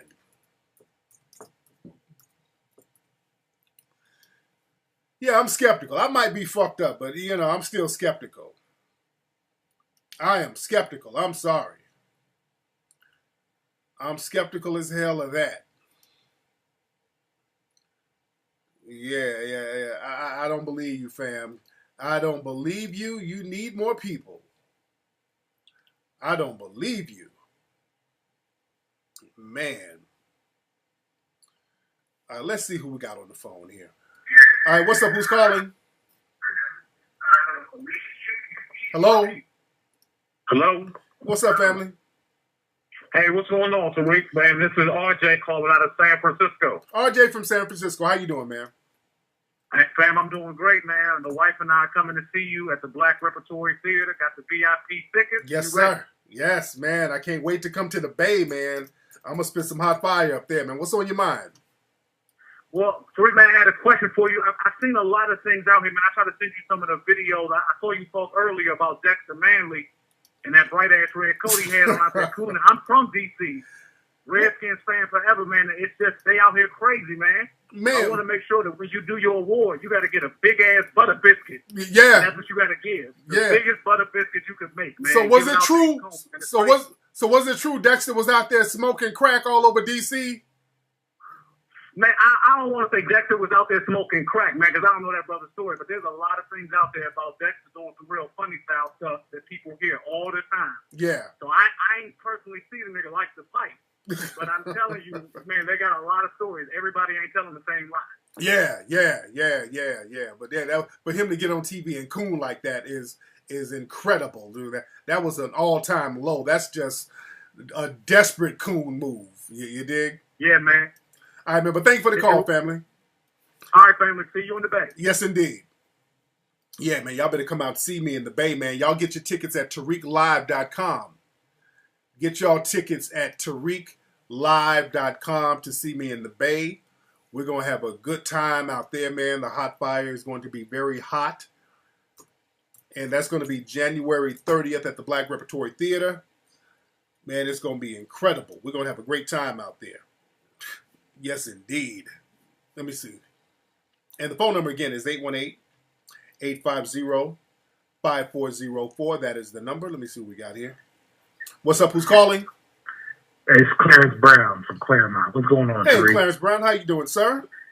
Nothing, man. I was out at the Ontario gun show today, and I saw all 8 black people there. Oh, wow. And 4 of them were working. Oh, wow. It's a very interesting thing because they got all the they got basically one of the booths. I didn't buy from it, but they had basically like your build your own Nazi toy soldier, where you picked what soldier you wanted. You could put it all kinds of things. But I was there to get ammunition. Yeah. You know. So I was suggesting that, like, I think everybody who was buying bullshit this Christmas, they really need to go in and invest in getting some shotguns. Exactly. Because them white folks, it was a few Illinois people, but it was mostly white people there, and they was buying everything up out of there. They had like 3 areas where you could just basically just buy boxes and boxes of ammunition for like $100. Wow. You know. Wow. And it's just interesting that, you know what I'm saying, the gun culture, the way it's shaped in this country, it's like you see like a lot of the old school like civil rights people, they kind of like shun away from it. Yeah. But my thing is like this: it's better to have it and not need it, and need it and not have it. Exactly. You get what I'm saying? Yeah, man, we got to get serious about getting our protection game up because these white supremacists are not playing, man. Every time we look up, these people are getting armed, running up and getting their militia game up, and ultimately their guns are going to be pointed at us. You dig? Mm-hmm. So we got to stop playing around with these folks, man. Yeah, we really do. And I think the thing is, too, is that, like, situations that go on, like, where they can run up and, you know, shoot an innocent child. One of the interesting things I saw there was they had, like, toy guns. Yeah. And they was buying up all the toy guns for the children. And I'm like, well, damn. You know what I'm saying? They just smoked the little brother for having a toy gun, but these little white children, it's like it's all part of their culture to go and play and run around and have fun with toy guns. Absolutely. But that's about it. So just to let people know that they have these gun shows every month. The next one's coming up in Costa Mesa on the 16th, and I just implore everybody just to go check it out. get familiar with firearms if you're not familiar, so that you can have a comfort level. So when it's time, you'll be ready to properly use it. Exactly. That's it. Peace. Hey, man, thanks for the call, fam. Yes, indeed. All right. Let me get some of the ladies to call up. We haven't had, so we need some of that female energy to call up to the show. Let's see what's going on with the ladies. He said, Mark Lamont Hill said he's throwing his jockstrap at me when he sees me. Hilarious. Yeah, we do. We do need more black gun store owners. I think he said, my cat died, my mouse ate it. Yeah, because people do, they hit me up because they know I help a lot of people. And sometimes people be hitting me up with some janky rent 'em spoons ideas. Y'all got to see some of the emails that I be getting, man. Man, y'all need to see some of the emails that I be getting. Man. Like Tariq, man, look, man, y'all got Melanoid Nation, y'all still giving out some money, right? Okay, look, man, this is what I need, brother. I got an idea to get me a little business going on, brother, because this is all about black empowerment, right? So what I need to do, brother, I got a person who can get me a truck on layaway, right? And what I'm going to do, I'm going to get the truck. I'm going to need about $4,000-5,000 of them dollars. I'm going to get a truck and I'm going to cut the side out, right? Then I'm going to get a barbecue grill and put it inside the truck, right? And then I'm going to get some batter and I'm going to get some cornmeal, right? And then I'm going to get some hot dogs and I'm going to make some corn dogs on the go, brother. And I'm going to sell these corn dogs at the Million Man March, brother. And then what I'm going to do is sell some t-shirts with the corn dog. And then after that, when the Million Man March is over, I got a little pet grooming place in the back of the truck where we're going to clip cats and shade ferrets and do all that shit. It's going to be like a little old swap meet, brother. So I'm going to need about $5,000-10,000 of them dollars. I'm like, fuck. All right, nigga. Stop. I get shit like that all the time, man. Give me a break, man. Oh, yeah, they be hustling heavy in Leimert Park, man. They be hustling heavy in Leimert Park. Man. What's all this clicking I'm getting on my pages? No, Boyce is cool. No, I rock with Boyce. What's up, Ola? Shout out to Ola. Ola, I meant to email you back. I got some illustrations from you, Ola. The illustrations, I got to hit you back up. I've been running around. I was supposed to do an interview today, and the person didn't. I missed the emails, a whole bunch of shit, man. My schedule's been hectic, man. You know, we're trying to get stuff together, organized for the Dr. Welsing funeral. I think I'm trying to figure out how we're doing it because I'm working with the family and Anthony Browder and everybody. They're talking about doing the funeral probably on the 22nd, but I want to make sure because that's a long time from now. You dig? So we're trying to get that together. There's a lot of shit. I was going to go to Hawaii tomorrow, but it's raining out there because I need to relax, man. I need to work on the beach to get my mind together. You know, I'm cooped up in the house. I'm working a lot. I went to the, yesterday I went to the doctor to get my little gout medicine. And they took my blood pressure. They were like, man, your blood pressure is high as shit. So I'm getting old man symptoms now, nigga. I'm like, shit. They checked my blood pressure. They said my blood pressure was hella high. So now I got to stop eating a lot of junk now. They gave me some blood pressure medicine. Has anybody ever taken that shit? I've never taken blood pressure medicine before. I'm getting old nigga symptoms now. I'm about to go buy me a sweatsuit with some fucking church shoes, nigga. Damn. I'm getting old man symptoms. Yeah, because I kind of don't want to take no damn blood pressure medicine. No, her funeral is going to be in the DC. Funeral's going to be in DC. Hell yeah, nigga. I got gout. I got old man symptoms, man. I got gout. That gout be kicking in on my ass, and then the gout medicine fuck my kidneys up. Shit. You know, I try to take Tahuti stuff. I take a lot of Tahuti stuff, but I got to start hollering at him and Dr. Sebi about the damn high blood pressure. I can't be rocking with that shit. I'd be on stage and fuck around and have a stroke. Apple cider vinegar.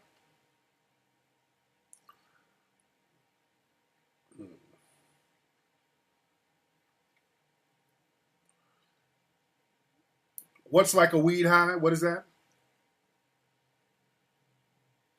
You've been on blood pressure since you were in your 20s? Yeah. Yeah, but I gotta, I really gotta stop eating a lot of junk, though. See, I say I got fat girl disease. I know I got church deacon diseases. Shit. Yeah, I want to know if there's any side effects. I do not want to take that shit. You know, I do not want to take that stuff, man. But you know.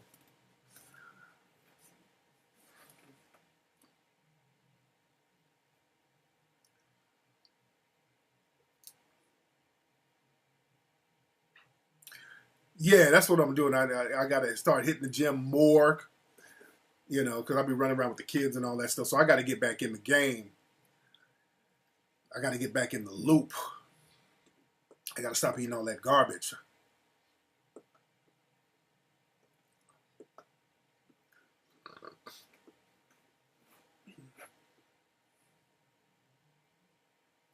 Do a 21-day yeah. I need to start get my little detox on. Let me see. We got somebody in Ohio. What's up? Who's calling? Hey, Brother Tariq. This is Mark from Cleveland again. How you doing? Hey, Brother Mark. How are you, sir? I'm good. I'm good, man. First of all, I want to talk about that Jameer Rice thing. Yes. I'm not surprised. Yes. Not at all. I knew that cop was going to walk. Me too. Okay? But this cop was fired from the Independence Police Department. Yeah. Okay? Because this dude was breaking down at the gun range in the city of Cleveland. Picked him back up. Yeah. But see, where the fuckery goes here in Cleveland, you got these preachers leading these old marches, you know, that dissipate the energy. Yeah. And they're talking about the prosecutor needs to go. Okay, dummies, we live in a system of white supremacy. We have to replace the system with a system of justice. Right. Plain and simple. And we got check this out, Tariq, we got like 7 different police departments within the city of Cleveland. You got the city of Cleveland police, you have the transit police, you have the metropolitan housing police, you have Cleveland State Police, you have University Circle Police. Too many to damn name. We are under siege, and I want to thank you for introducing me to Dr. Welsing. Yes, I'm going to miss her. Yeah. I love hearing her voice, and God bless you, man. Thank you very much. Much respect, family. Yes, indeed, man. Yes, indeed, definitely. Where the ladies at, man? We need some of the sisters call up and let us know what's on your mind. We need some of the sisters to call up and let us know what's on your mind. People are trying to get on LeBron James, and again, I spoke on that. We shouldn't get on LeBron because we got to stop putting the onus on one person. You dig? It's about all of us. And look, LeBron James, don't he have a deal with Nike for life? I mean, this dude, the corporations got him. And I ain't mad. I'm not mad. But let's be real. Don't he have a deal with Nike for life? There was some kind of deal I heard he got. Well, this motherfucker, they got him forever. For the rest of his life, he got a deal with them. Yeah, Morena, I do need to eat right. I do. Yeah, they got him. There's a reason why when Nike gets you, you ain't about to say nothing controversial. Why you think Jordan never says anything? There's a reason why Jordan never says nothing about nothing. Jordan keeps quiet. Yeah, so, we can't put that on him. I get it. And I'm not mad at him. Look, I get it. We live in a system of white supremacy. You got to get it how you live. That's a crazy-ass deal. They got a deal for life with you for an undisclosed amount. And that means a lot. Excuse me. Yeah, so, he done turned into Finn, too. I ain't hating on him, though. I like LeBron. But we don't have to put it on LeBron. He could do something, but we don't have to put it on him. You dig? I do. Start juicing. I was thinking about getting a juicer. I need one of those juicers, and I'm thinking about doing that. Just start making juice every morning. I need some stuff what's some good stuff to eat for breakfast as an alternative to fucking pancakes and turkey sausage. You dig? And some damn Lucky Charms, because that's what I eat. Yeah, I got to start getting my health eat game popping. I need a good alternative for breakfast. I can't fuck with that orange juice. That acid messes up my gout. I can mess with apple juice though. Yeah, the juicing is real. Oatmeal tuna fish, oatmeal, kale, oatmeal with bananas.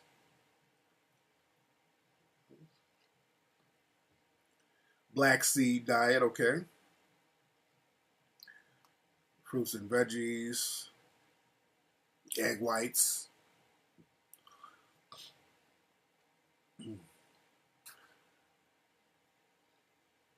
Smoothies, bagel and cream cheese. Yeah, I got to get back to eating that. I used to eat that a lot. I got to get that. I'm glad you mentioned that. I'm gonna go down to Trader Joe's and get some of that tomorrow. I got to be in tip-top shape, man. They told me at the doctor, they like, man, your blood pressure's so high, man. Shit, you on the road to a damn heart attack. I'm like, God damn. I'm like, shit, is it like that? And I went in for something else, and they gave me another diagnosis. I'm like, shit.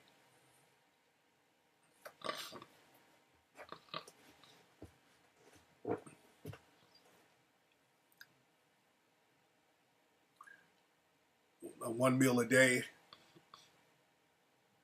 The chai seeds. That's why Hawaii, I like to eat what's called acai bowls. They got these acai bowls in Hawaii, and I only like getting them from Hawaii. And they put these little seeds. They put all types of real healthy shit in them.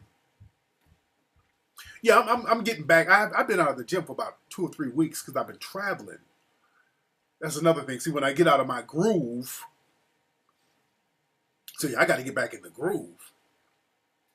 And plus, and also I had a cold. I don't like going to the gym when I have a cold because my boys, my sons were sick, and then I got their cold. You dig?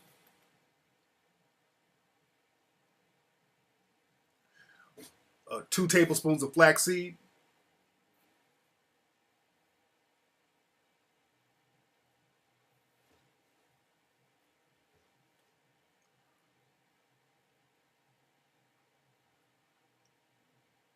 Yeah, cut them local Hawaiian. Yeah, when I go to Hawaii, nigga, they got some shit out there that's off the chain. They got good ass macadamia nut pancakes and all. You know, I gotta chill out on that stuff.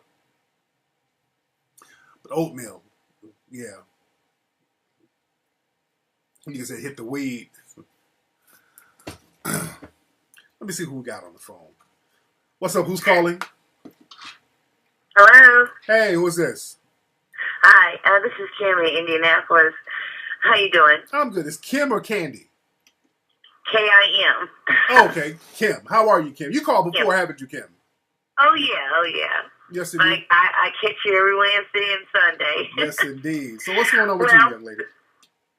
The reason I was calling, because I kind of wanted to piggyback off the young man that called maybe a call or so ago. Yes. I've been going to gun shows since 1996. Yeah. And our people really need to get hip to that. Yeah. Because in my city, they come every 3 months. So, you know, all you have to do is Google your area or whatever, gun shows in your city or town or whatever, and it'll tell you when they come in. And I'm telling you, they buy up everything. Mm-hmm. And I wanted to know if you had gotten this email that I sent you maybe a couple of weeks ago. And I sent it to, I don't think it was your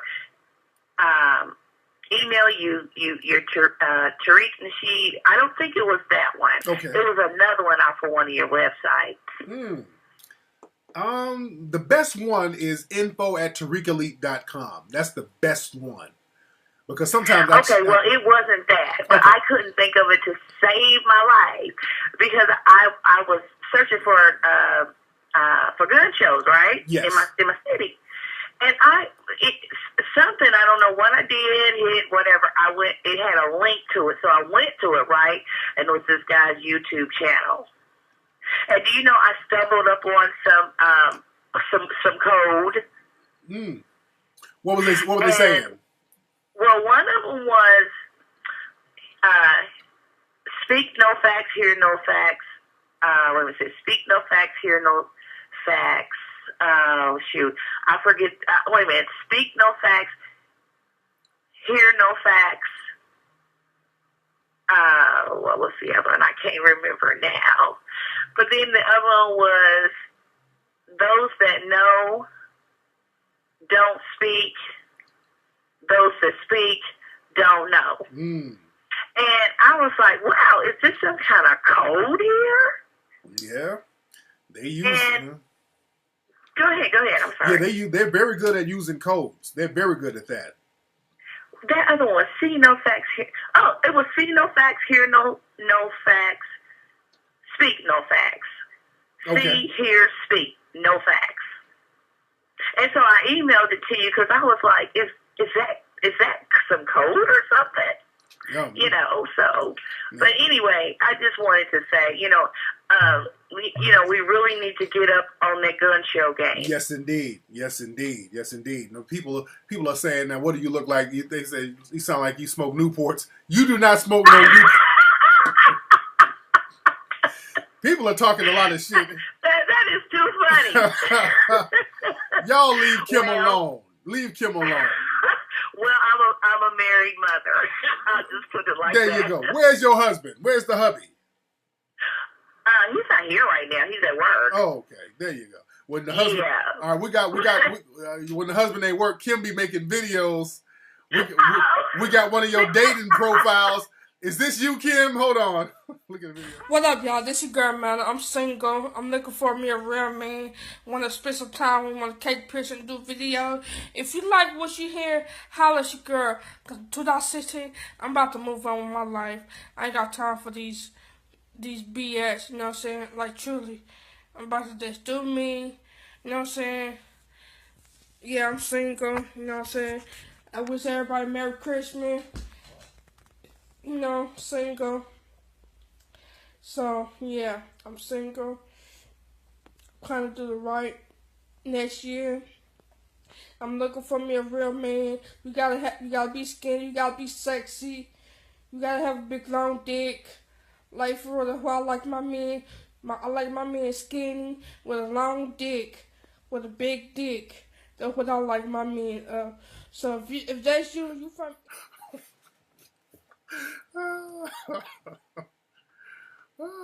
Hey, I hear, what's that? I hear niggas lining up. Is that the pitter fatter of niggas standing in a single file? Skinny niggas stand up.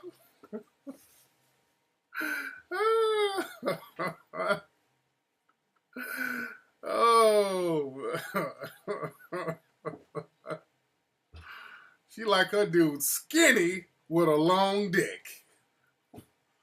Oh, I can hit a thirst. Let's not act like y'all niggas ain't hitting up her DMs right now. Y'all tearing them DMs up right now, nigga. Let's stop playing.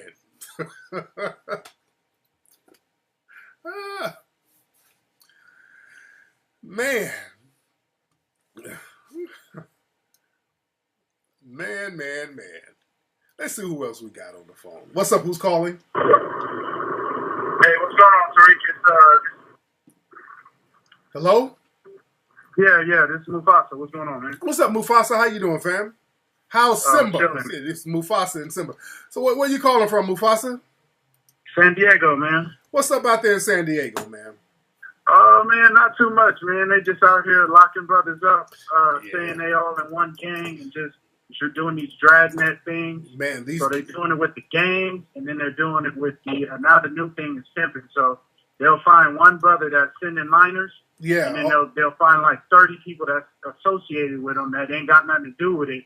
That's really like living square lives and just got homie. Yeah. And then they'll just lock everybody up. Oh, yeah. The laws out here, These dragnet all-in laws are insane. Nigga, if you know a nigga who wears blue or red, you gang affiliated and they got you. This shit is crazy, no doubt. man. But I want to ask you some questions on some moves. Yes, I'm gonna put it like this. I got a friend, that's you know, he getting his hustle on, and he's not, you know, he was working before, you know, on the plantation. Now he got his own little thing going, self-employed. Yeah. Making about, we'll say, he's making about $100,000 a year at the rate to make $100,000 a year. Yeah. Now you got to get a spot. So what do you suggest? Like, because he got a kid too. Okay. So he don't want to get popped for no bunch of child support. Right. Like, what would you suggest he put in the bank, or like just file as self-employed, or you know what? How do you do that? You better incorporate. Get you a corporation, man. Or your friend better get him a corporation. You dig? And put the money through that and make it I think an S corp, so that motherfuckers can't be all dipping and dabbing and trying to sue you for bullshit. So you get that S corp and put your money through that. Or put his money. Have him put his money through that, and he'll be good to go. But that's what you do with that. And then, you know, and you know, get out the game and start flipping your money legit. That's another thing too. You dig? Right. Okay, cool. So just report the tax on that, because that's the thing too. So he's working on his credit right now. Yeah. So he can't get into real estate, but he got cash on deck. So I mean, it's like any way around that, or should just take this year and no? Go ahead and work is on he trying to get real estate to sell, or to just kind of, you know, get a spot and rent it out? Just to kind of do. I'm trying to do that Jay Morrison, or I'm not. But thinking that Jay Morrison, you know, that monopoly, multi-family households. Yeah. You know, the best thing to do is to buy these spots cash. That's what I do. I don't go through banks, dude. I buy shit cash, especially down in Atlanta. They got like nice spots out there for like $80,000, $90,000, man. You go out there, throw down some cash, rent them bitches out overnight, and you good to go. You sitting on property that's gaining equity. So a lot of times, if we got the paper, just go around the banks, because the banks, they got all types of little bullshit they go through, and you know, they pull little janky moves, and then you got to pay interest on the loan that they give you and all that stuff. So, you know, I'm real big on buying a lot of stuff cash.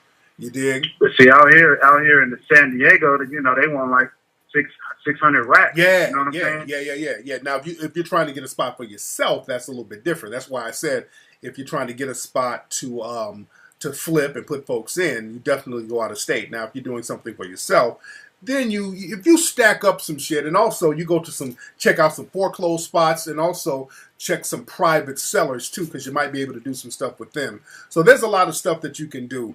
And you know what? I'm gonna have Jay Morrison on the show, because Jay is my dude. Jay is a good dude. So I'm gonna have him get on my show, and I'm glad you called, because I can have him get on there and drop some game about the real estate and really let people know what to do. Yes, indeed. So thanks for the call, man. All right, brother. Oh, yeah. Can I say something? Oh, okay. No, I'll let you. All right, no doubt. Shout out to San Diego. San Diego is slept on. There's a lot of dimes in San Diego, man. San Diego is very slept on. San Diego is very slept on. You got some real dimes out there. For all the dudes out there campaigning. You dig? You dig. Where we at right now? All right, let me go. I got stuff to do, fam. I got to get up here. But we've been heavy in here tonight. How many folks were in here? We still got 1,500 people in here. So y'all, fam, go to TariqLive.com. I want everybody to join me. Come in, fly in from whatever city you in. Join me in the Bay Area. I'm going to be in Berkeley, Oakland, San Francisco area. That's January 30th. Dropping game. Go to TariqLive.com. I'm going to be in Cincinnati, Ohio.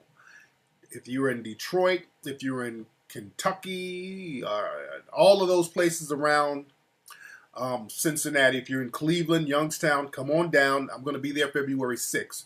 Go to TariqLive.com. TariqLive.com. I do have to hit up Miami soon. I absolutely need to hit up Miami soon. But fam, let me get out of here. I got to go work on Hidden Colors 4. But it's been real. We've had a great time tonight. Real good conversation with the family. Don't forget to go to HiddenColorsFilm.com. My brand new lecture is available now. The name of that lecture is called Breaking the Cycle. And that's available at Tariq Radio, TariqRadio.com. So get that right now. Her family asked her what she wanted to do for like a vacation or whatever, or what she wanted to do in college or when she got out of college. I can't remember exactly. But she told them she wanted to go to Germany. She wanted to go live in Germany, to study white supremacy in Germany. So this is like in the 1950s or something like that. So the sister had her family. She went out and lived in Germany and just studied because she wanted to understand the Holocaust and what was the mindset. You dig? So she wanted to go study. Yeah, she went to Germany. Yeah. She went to Germany and she wanted to study the mindset out there. And she got the game out there and just really, put her heart and soul into studying and breaking down and dismantling the mindset of white supremacy. And she's the only black psychiatrist in the world that really broke down white supremacy. This sister was brilliant, man. This sister was brilliant.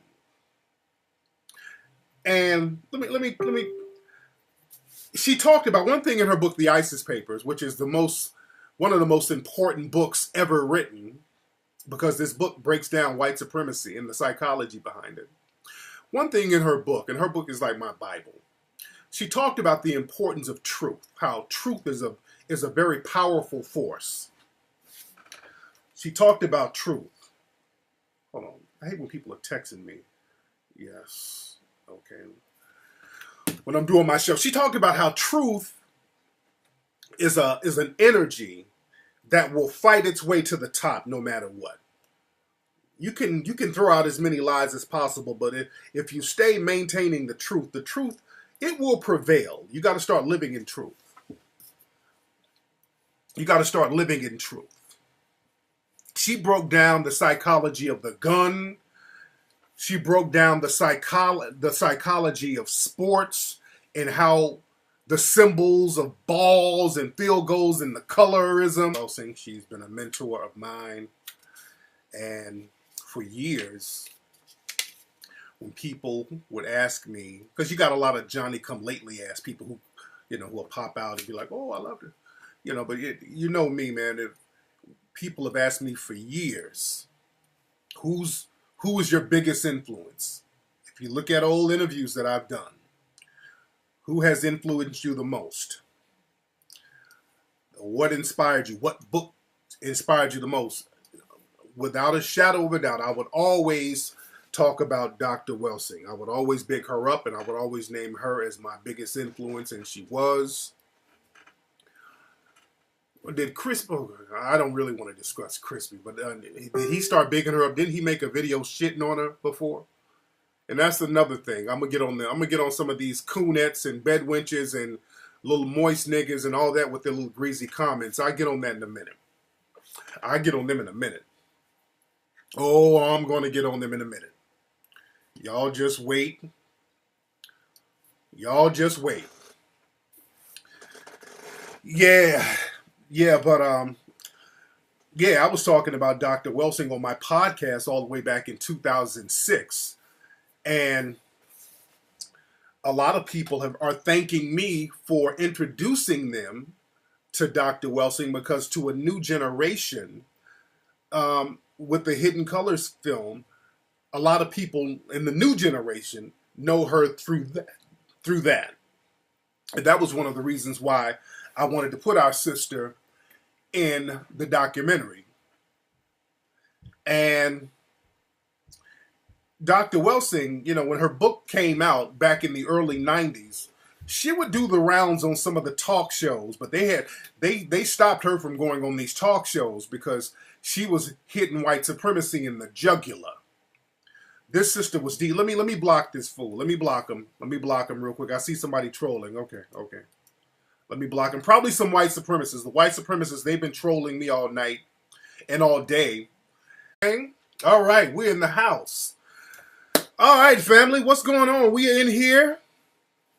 Join me. Thanks for joining me, rather.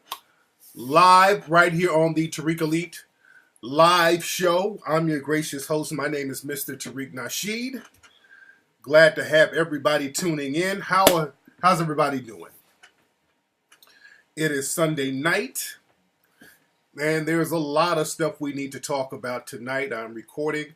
I got on one of my my RBG shirts. You can get this at TariqElite.com. That's TariqElite.com. The shirt looks real fly on a player. Man.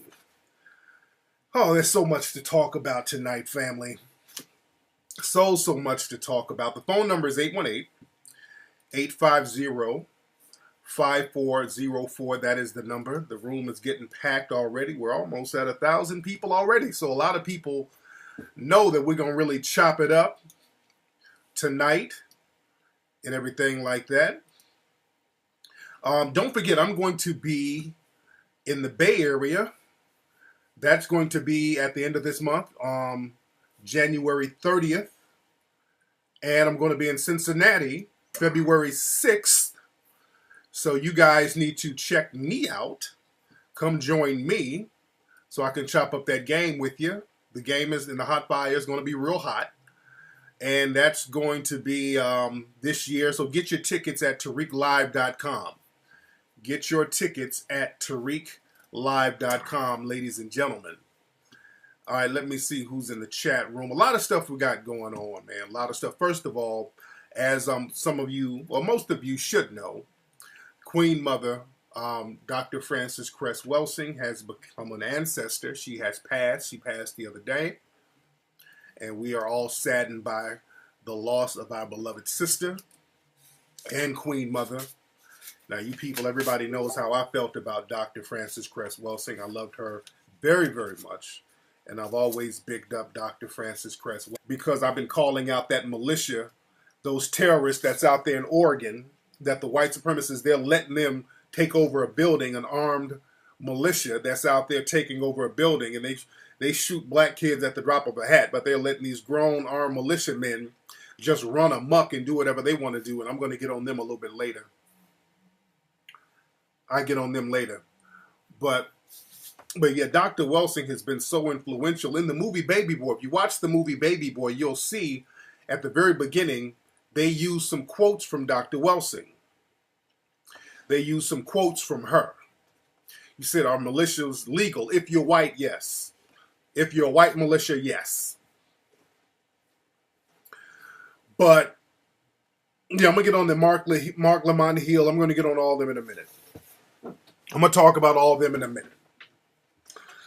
But like I was saying about our sister, Dr. Welsing, in the early 90s, you know, she would do interviews, do these, you know, the talk show circuits, and they had to cut that out because, you know, she would be on Donahue giving them that work, and she would give it to them in such a cool, intellectual way where they couldn't play her and make her out to be some kind of crazed black person. See, that's what they would do back in the 90s. They'll get a person who had anti-racist views who was black, but the thing is they would make him out to be some kind of crazy person. And Dr. Welsing had the codes of conduct all in order, so she would handle herself in a very calm, smooth way. I want you guys to go to YouTube and look at some of the interviews that she would do on Donahue and all of these shows, and the white supremacists in the audience would be looking terrified. She handled them in the right way, and they would look terrible. They'd be in the audience like, oh my God, this woman is burning my soul. She would give them that damn work. You dig? She would give them that work, man. No emotions, none of that. No. She would just calmly break down white supremacy, and they didn't know what to do. They couldn't start acting crazy because she was too cool for that. So that's where I learned a lot. I learned so much game from Dr. Welsing, and a lot of people who are conscious and knowledgeable learned a lot of good information and game from that sister, man. She's very influential. She's been in the game for, oh man, she's been writing and practicing psychiatry rather, for years. Even going back in the 70s. There was a debate she did on the Tony Brown show. There was a white supremacist named William Shockley. And she was giving him that work back in the 70s. So this sister was the truth. So they, you know, after the 90s, they stopped putting her on television. But, you know, a lot of people kept, bringing her in for lectures and things like that. And, they do that to a lot of our thorough intellectuals. If you're too thorough, they'll take you off the air. Just like with Minister Farrakhan. They don't put Farrakhan on the air no more. Because Minister Farrakhan was giving them so much work. But they didn't took Minister Farrakhan off the air. Like with the Million Man March, the anniversary, they weren't trying to air that stuff. They weren't giving Minister Farrakhan a lot of airtime to promote that. You got to understand. So when it comes to really, really breaking down systematic racism and white supremacy, the real thorough black people, there's a blackout. And even when I'm on television, they'll bring me on to talk about relationships or whatever, which is fine. That's fine. But they don't let me talk about race because, I got some of the codes from Dr. Welsing, and I'm spitting like she's spitting. This is why the niggas you do see on TV, like these buck dancing niggas that was throwing salt on our sister the day she died, they'll put them bummy ass niggas on TV. I'm going to get on them in a minute. Don't worry. But our sister was brilliant, brother. That was a brilliant sister. She had an empowering spirit. This sister, man, a lot of folks don't know when she got out of college, or when I think she was in college. I'm not sure if she was out of college. She might have been in college, but she told me when she went to